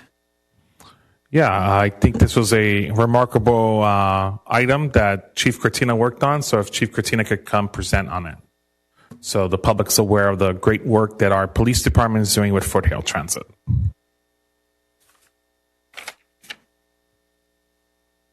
Welcome, Chief. Good evening. Good evening, Mr. Mayor, members of the council, city staff, and members of the community. My name is Tony Cortina, Chief of Police. I wanted to give a little bit of background about our newly formed e-bike team. On August 1st of 2024, we implemented an e-bike team to help with the overall department mission of providing the best possible safety and service to our community. The West Covina Police Department Bicycle Patrol Unit, or e-bike unit, consists of specially trained officers and a supervisor who generally deploy on e-bikes for proactive community engagement, effective visual presence, and increased safety through enforcement. It's a collateral unit within the department and is available to operate through outside employment as well. For example, if the plaza wanted to hire us during holiday events or so forth. And our bike patrols have several advantages over traditional patrols in police cars. Bike patrols result in more than twice as many contacts with the public than in vehicles. The suspects or perpetrators don't notice the bike patrols as easily as they do a police vehicle. Bike patrols can travel in areas that patrol units can't. And bicycle patrol officers can easily patrol and travel through congested downtown streets, parks, and outdoor events, and have the ability to really use all their senses to detect illegal activity. So overall, it's a really effective program to help supplement our efforts currently. On Friday, or in August of 2024, our newly formed e-bike team was requested and fully funded on several directed patrol details by Foothill Transit to provide service focusing along the West Covina Parkway corridor. It's one of Foothill Transit's busiest corridors in all of their operating areas, all along West Covina Parkway through Sunset through Vincent.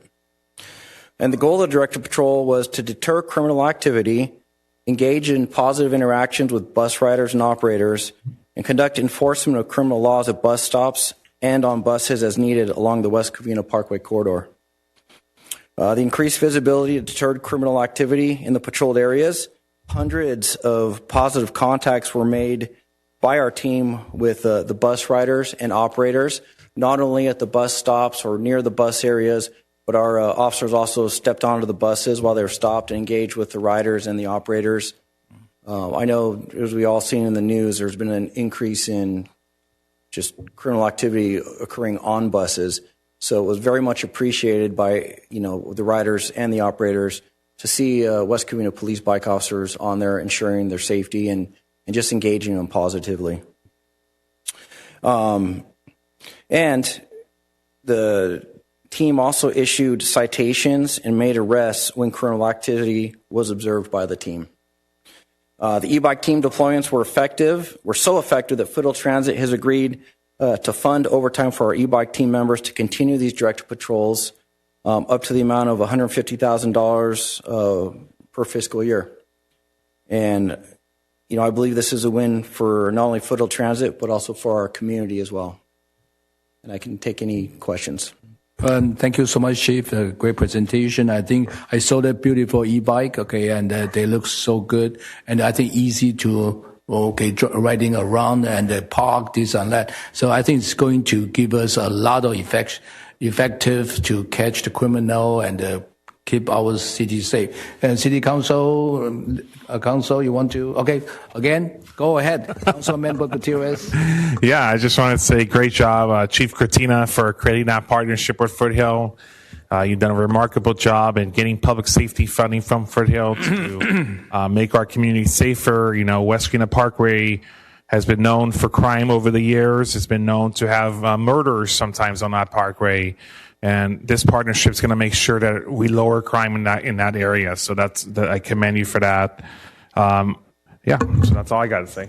I think everybody appreciate, and the new department, a new division, and really, can and now rather in the car, that we ride the bike and see all the things, just like ride the horses, like in the New York. We riding the bike. Yeah, I know. I know. Okay. I hope we can have horses too, but hey, I'm dreaming. Go ahead. Okay, Councilwoman Diaz. Thank you, Mayor. Chief Cortina, thank you so much. I think this is a positive thing that you're doing for us and for our community. It's going to keep us safer, especially those that travel on the bus. And so great job. Thank you. Thank you. Okay, thank you, Councilwoman Diaz. And Councilman Oli Cantos, go ahead. Thank you. I wanted to add my thanks, Chief. Your leadership continues to be stellar, and for you to have worked this through with Foothill Transit and just the magnificent partnership. Just wanted to add my kudos to you and to our whole team. Just job well done. Absolutely incredible. Thank you, sir. Yeah, I think it's a wonderful division, and continue to protect our residents and also the people taking the bus. Okay, I think there's somebody inside confined, and if we have a police officer, and then they feel safe. Okay, and it will increase the ridership. Okay, and I think that is something very important for people willing to take the mass transportation. And other than that, any other city council you want to add? Okay, you want to say more? Okay, go ahead. Just one thing, since it didn't think to my mind earlier, but since we're talking about public safety, I also want to commend Chief Brown for testing our fire hydrants in our community. That's very important, and thank you for taking that lead in making sure those hydrants work and making sure our community feels safe. So thank you too. I think it's a good point, because I think we receive a lot of worried residents, especially on the hillside, and regarding the water coming out or not. I think because we saw the Pacific Palisades, and they went through that horrible situation. So I think it's great for our fire department checking all the fire hydrant, to make sure water coming out and prepare anytime. Hopefully we don't need it, but we prepare. Any other council member want to add something? Other than that, job well done. Let's continue to improve our city public safety. But thank you so much, Chief. Thank you very much. Good night. Appreciate it. Okay, and let's go to the. I need a motion. Okay, and do I have a motion to approve? I'll make a motion. Do I have a second? Second. Okay, roll call, please. Thank you. I have a motion by Councilmember Gutierrez, a second by Councilman Contos to approve agenda item number 8, consideration of agreement to provide supplemental law enforcement services to Foothill Transit. Councilman Contos? Aye. Councilwoman Diaz? Aye. Councilmember Gutierrez? Aye. Mayor Wu? Aye, and motion approved 4-0. Okay, and then last item, we have a hearing. I think this is Resilient Fire, right? The pension, yes. Okay, pre-funding information. So who is going to present this agenda? Mayor Wu, tonight we're going to have our acting finance director, Maria Luisa Solia, to go ahead and give that presentation for you. Go ahead, Maria Luisa.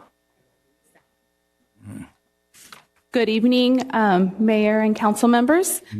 So there was a request last month, and this request was to explore the feasibility of establishing a Section 115 pension trust. So I'll go briefly over that to compare to City of Cypress, for example, that they could compare the returns versus the state treasury.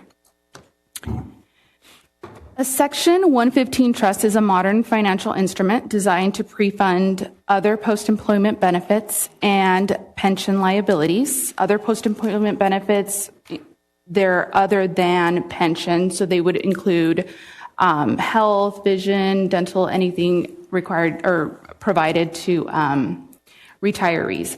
These reserves, traditionally viewed as savings accounts or insurance against risk, they insure us against risk, and they can go against the liabilities that are in our financial statements.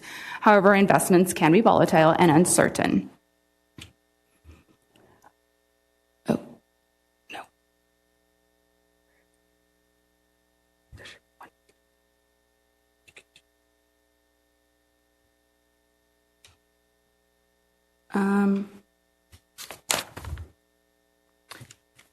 So I can't find it on this slide, but hopefully on your presentation, there should be, I will give you some background on the pension.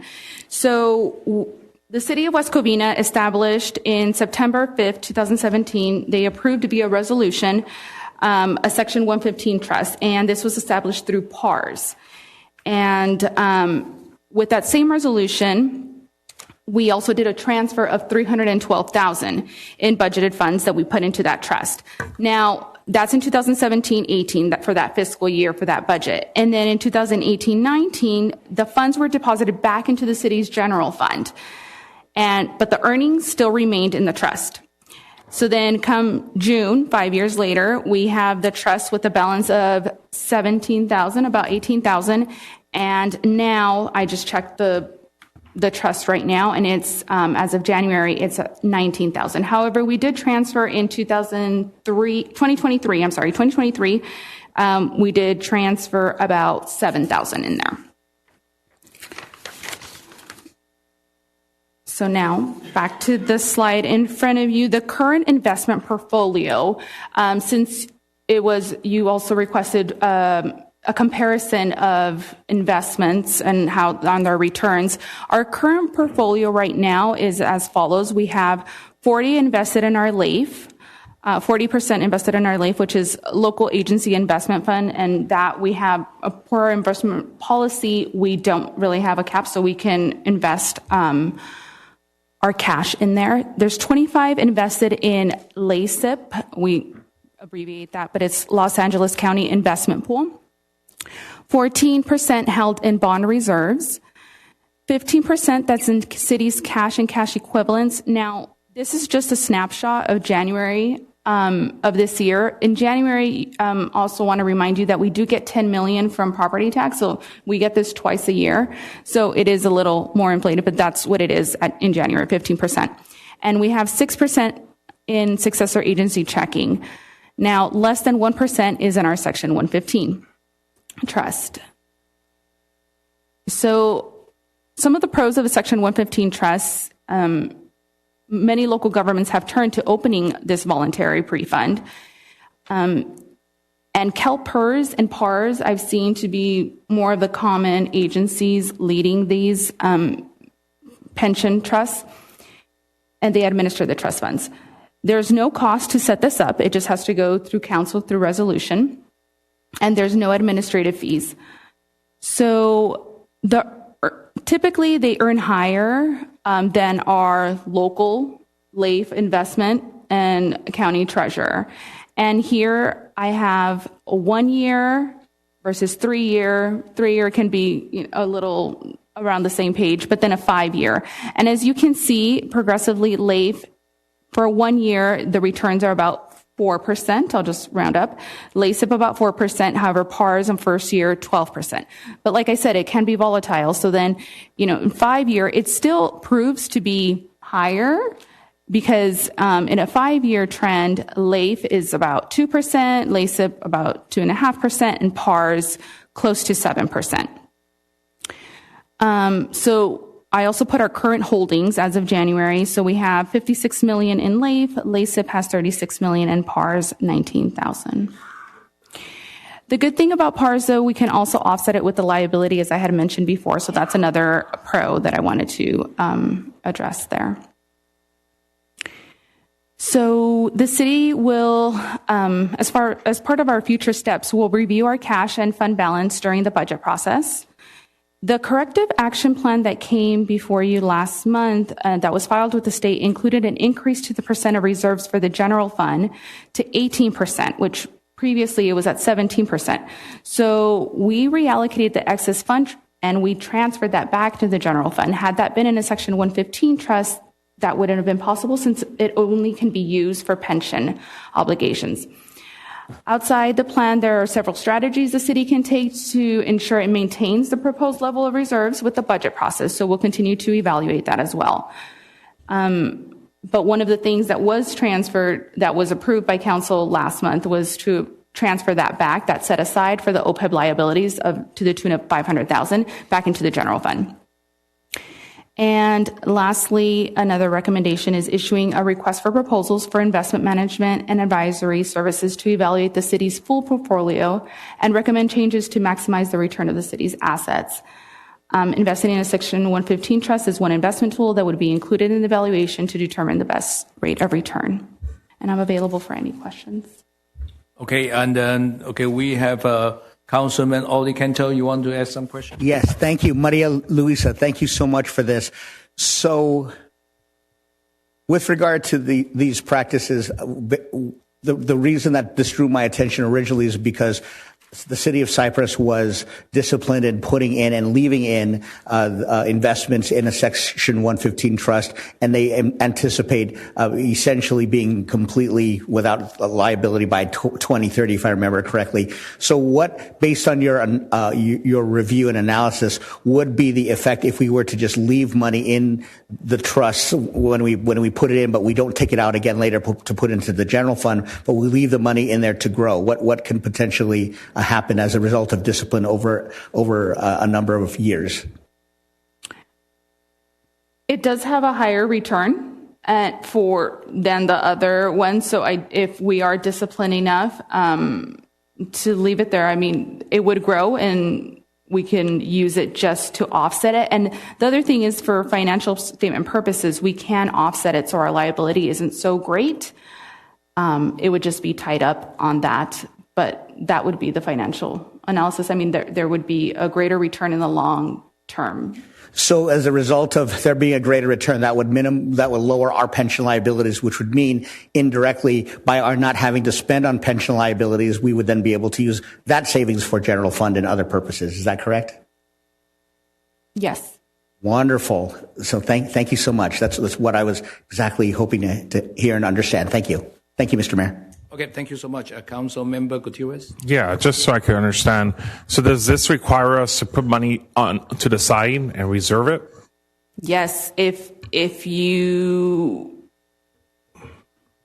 It hasn't been part of the budget since 2018 to reserve and put into the Section 115, and immediately the year after it was taken out to be used for pension obligation, and we issued out pension obligation bonds as well.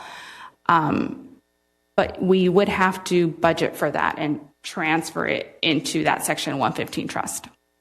And potentially, if we do that, would that potentially interfere with the future of us potentially hiring more police officers and so forth? Would it, putting money aside in the general fund, would it limit our ability even more to invest back into public safety?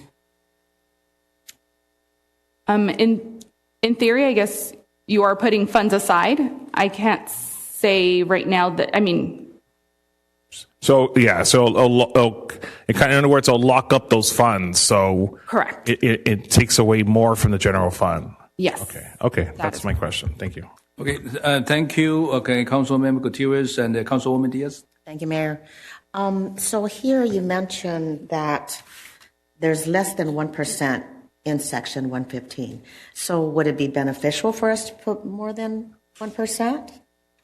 And if so? Since we opened it in 2018, we just left the earnings in there. It just stayed in there for about a year, and it did grow. And over the 5 years, it's been about 7%. If we were to put more, yes, it would keep growing largely. However, as part of our corrective action plan, we need to ensure that we also stay at the 18%, which is a higher percentage than we had before. The GFOA had put it only for 2 months, which equates to about 17%.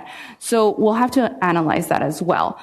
But if we do set aside, yes, it would be beneficial. We'll just have to analyze that as part of the budget process. I think we should do that. I think we should analyze that and see.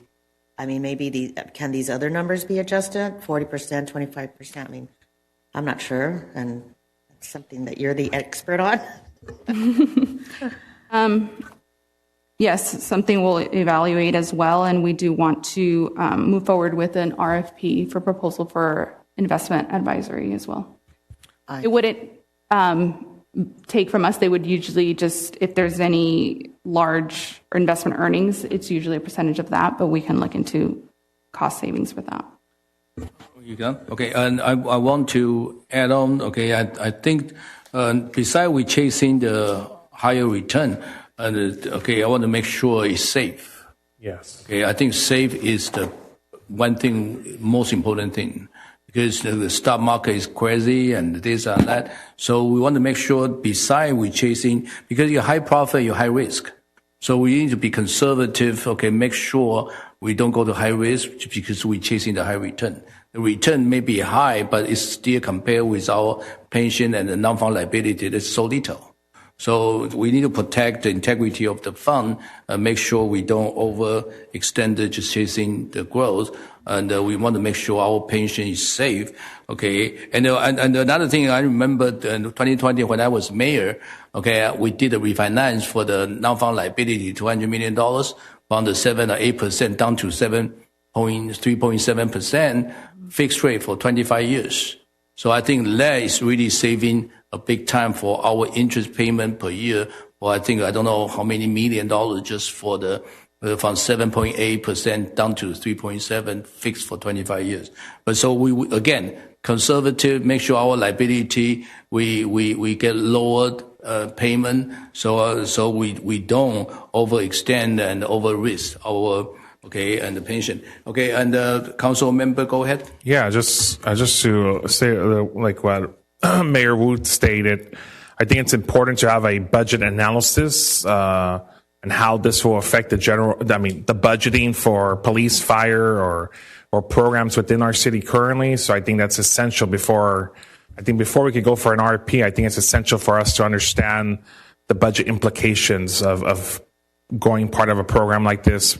Obviously, to be able to invest and make more back, that's a great opportunity for our community and our city. But at the same time, I think there's some due diligence that we should do before we commit to going this route in regards to a budget analysis and how it will affect programs in our community.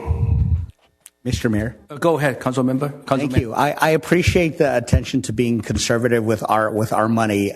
This is sort of one of those things where there's a tension between, do we take the money that we haven't spent it now, or do we save for a rainy day?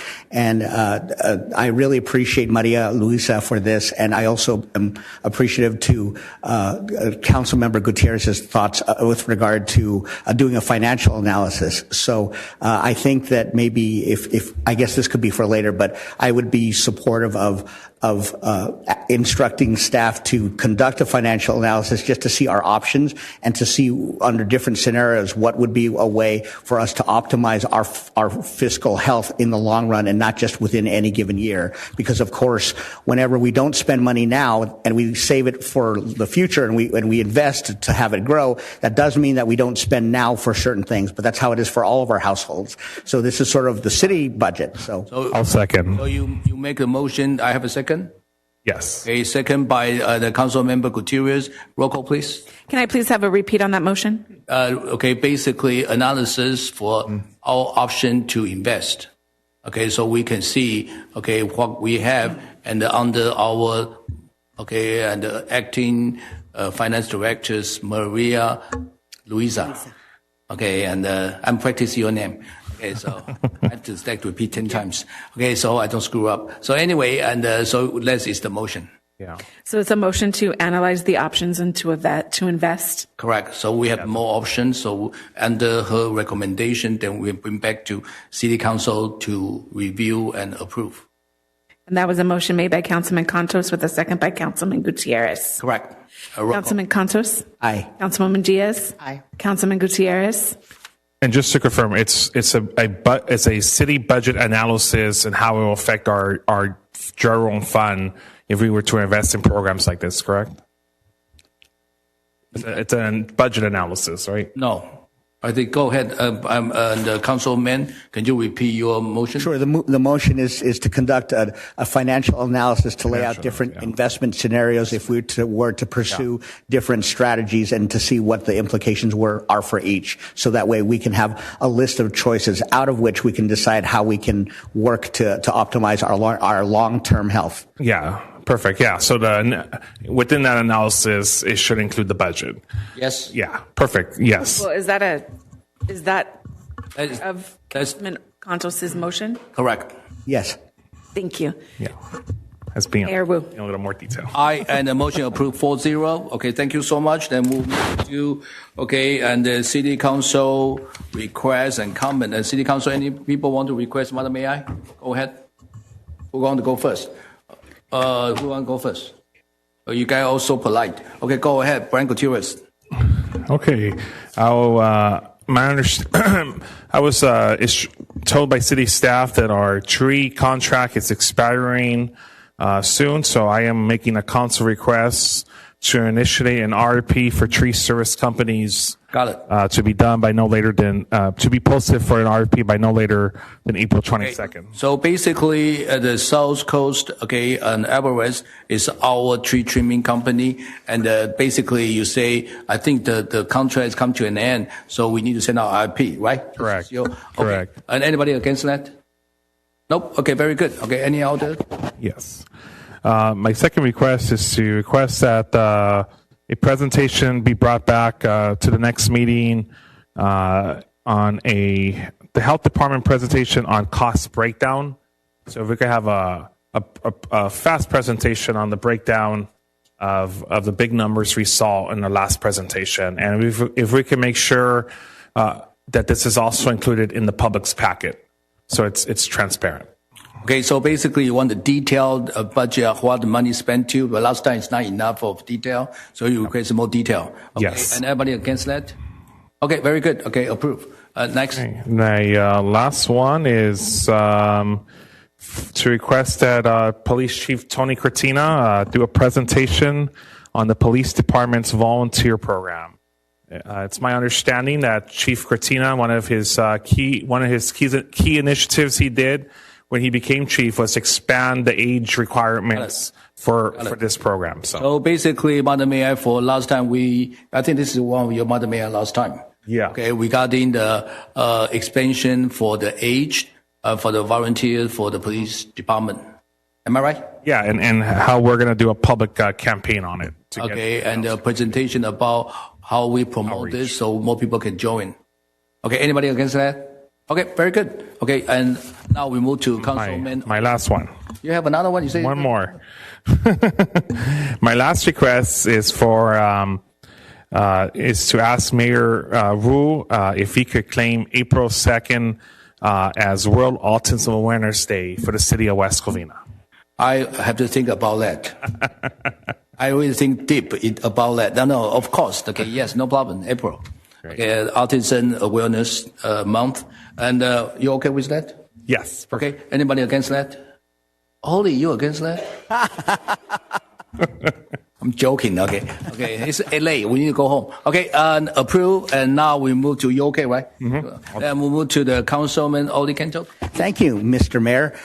On Willow, south of Merced, there was a really beautiful road that was redone under our pavement management program, and then it was all torn up with sewer lines and piping and everything. What? So I received a word from various folks, and I need to ask, from a process standpoint, and literally from saving costs, how in the world could that happen? Where the piping was done after the roads were repaved and done nicely. Then now we have to go back and fix it again. That's a really major cost. So the first thing is to look into that specific situation. And second, whenever those sorts of things happen, I'd like to know from a process standpoint, how in the world was that allowed to happen? We're trying to save money, and for us to have a beautiful road and then to have it torn up, I'm wondering who's going to pay for that. That's just a waste. It's Public Works 101. How in the world could that happen? Yeah, thank you so much, Councilman Oli Kento. So I agree 100%. I think there's a waste of taxpayers' money. We just paved a beautiful street. It happened to Shadow South Side, and we paved beautiful street, but the Frontier coming in and dig all the places and make a mess. Okay, and now they only willing to pay us fiction or we have to repair. And the sidewalk, everything damaged. It was so beautiful. Now it's not even walkable. So we need to have and the CIP manager supervise. When we approve from our engineer, we need to supervise their work assets. Okay, and I agree 100%. If the street is paving so pretty, and why we have to dig it out? That's how people complain about government's waste. Exactly. Okay, and then let's go investigate. So, Madam Mayor, is this city to invest the street? Can you repeat the street again?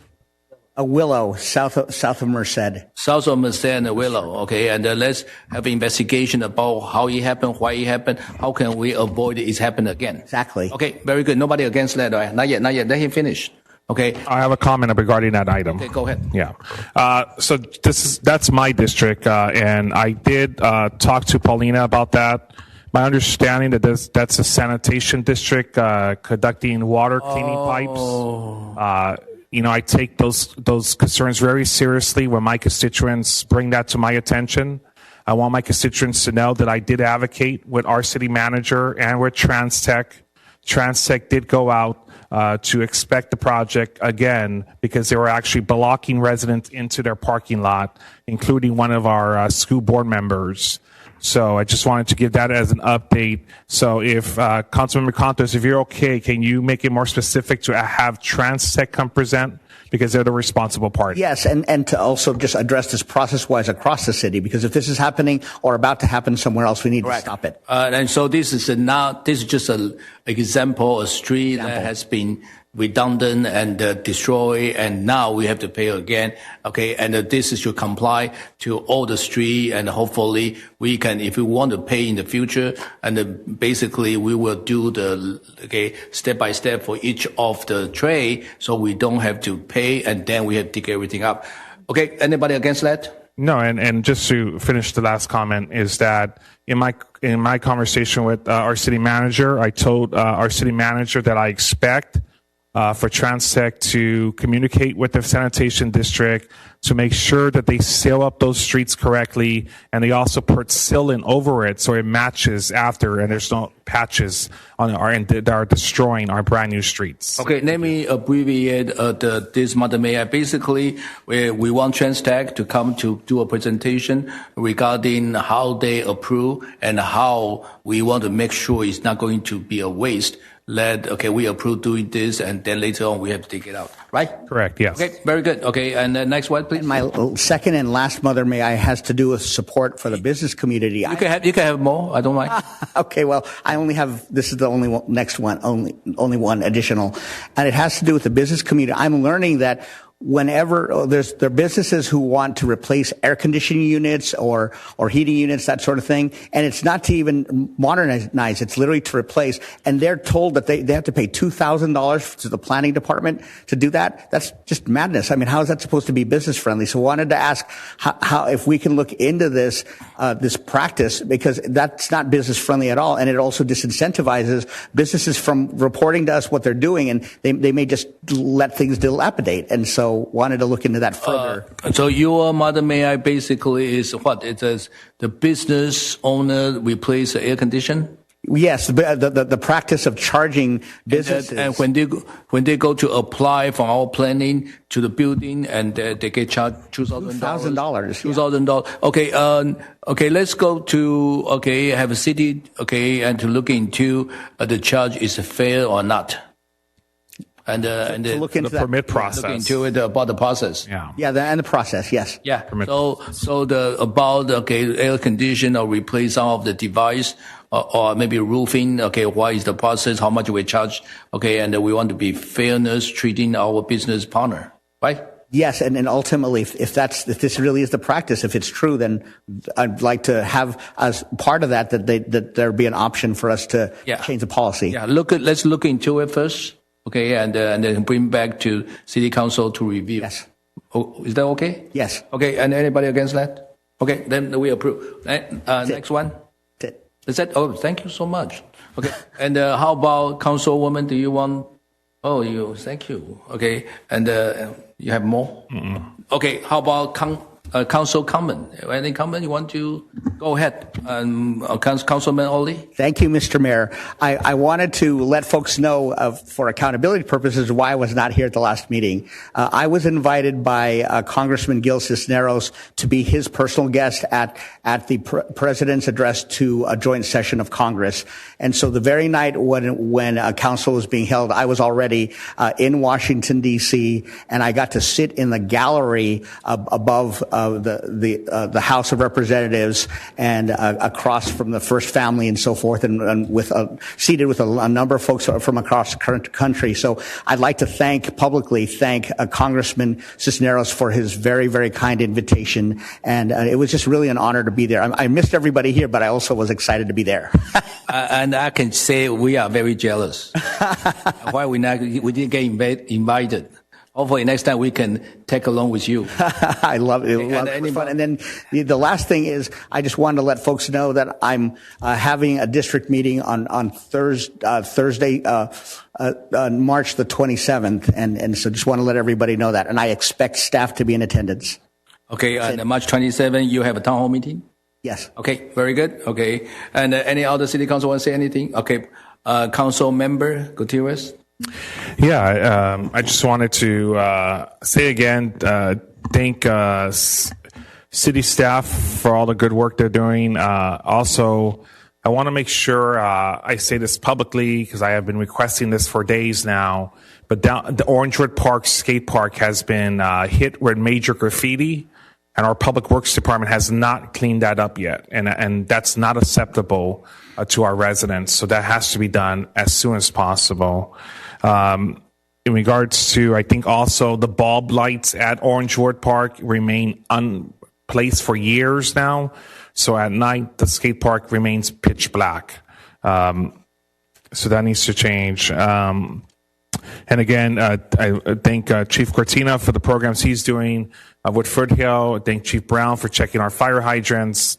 I want to thank, again, SoCal Edison for their commitment in meeting with our city staff and myself. I think it was essential. I also commend the president of SoCal Edison for also involving himself in making sure for better communication going forward. So that's all I got to say. Thank you. Okay, thank you, Council Member Gutierrez. Okay, I just want to share with you this morning. Okay, when we have city managers meeting every Tuesday morning, and Raul accidentally stopped by, so we grab him inside and request him to do something, and he's willing to do. And one of the agenda, Rosario was there too. Okay, and we request him to clean the skate park. Okay, and we want to open that in the front, so on the streets must say, right? Then they can see through the skate park. So in that way, we don't have people doing weird thing over there, create a situation. And our deputy director Raul even stated somebody moving the fence, something has become very dangerous to walk through. Yeah, they haven't. And so we want him to make sure the safety, move the fence back so people can walk through it. And we need to really quickly, to do the front, and it's easy to be done. Okay, and clean up the skate, all this graffiti, and put the light on so that our youth can play that skate park again. Mm-hmm. We have a facility, we need to have a maintenance. At the same time, we want to wear cap and make sure that people can utilize.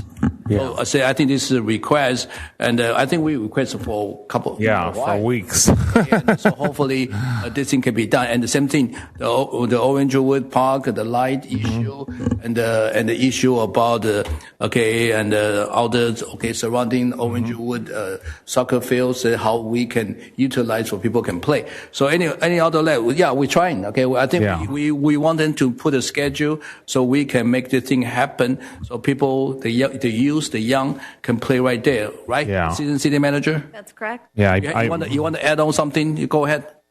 I think you're hitting on some very key points. You're talking about graffiti, making sure that it comes down. You're talking about safety, talking about lighting. And those are all things, as you said, Mayor, that need to be scheduled. So you're hitting on some very key points. And then, of course, communicating that back to our council members. So we'll circle back with staff and we'll make sure it gets scheduled. So we appreciate the opportunity to address your concerns. Thank you so much. And the council member, go ahead. Yeah, and the good news is that I had this scheduled since January. So I don't know how many times I have to schedule this, but the residents expect action. So, and also you reminded me, I did I did have the opportunity to speak with our trash partner, Athens Services. So in celebration of Earth Day, Athens Services is donating their services to spray down, remove all the old paint from our skate park. And we're going to work with our local schools in our community to have student artists come and do murals in our skate park. So the good news is that Athens is going to remove all the old chunks of paint from the floor, from the walls in that skate park area. So some great things are coming next month. So thank you. Okay, and I want to follow up what you just say. Okay, and we already have a young lady from the film. Okay, the Emily. She volunteered to put the committee together to have all the youth, young people to design the painting, the mural over there. So that people can be proud and they will protect that beautiful painting. Great.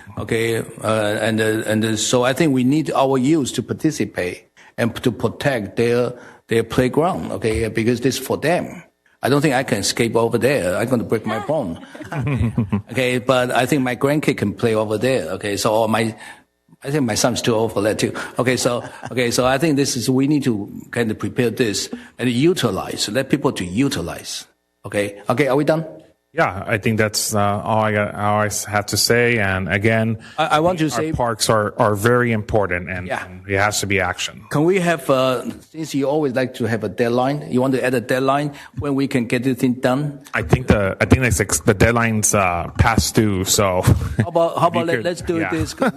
We clean it up, okay, make it nice, and we have Emily on the film, the first place lady. That she's so proud to want to participate. Let her to design. Invite her to come. Yeah. Oh, yeah. In regards to that, yes. So we're currently in the pre-planning stages, but there will be an official date next month around Earth Day, where Athens is going to work with us officially to come out and spray it down. And let's invite Emily to be there. Yeah. Okay. I think she's currently in the Monsac. She graduated from either Orangewood or West Covina High School, and she was 2 years ago first place for filming, and last year she was the host MC, and she's so proud. And let our youth to take in charge.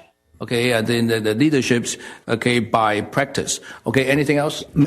Go ahead. Mr. Mayor, just as a reminder, actually talking about all this Athens and Earth Day, as a reminder to staff, we already did a Mother May I asking them to present on recycling 1383, et cetera. So staff needs to remember to do that during the month of April. That's it. Yes, okay. I think their contract will come to us with the 1383, and we're still waiting for their final number. Okay, and same thing for nationwide. Okay, we need to finalize both their contract. Go ahead. Yeah, I think I was speaking to the city attorney about that. So last week they barely sent Tom's office the document, so they're working on it. My city attorney's office is working on it with Athens, but it was they barely got it last week. So. Well, they want to increase the fee so they can take their slow time. Okay, so we can still save the money. So, and other than that, anything else? Okay, do I have I'll make a motion to adjourn. Motion to adjourn. Okay, do I have a second? No, you want to continue? Second. Thank you. Meeting adjourned. Thank you so much.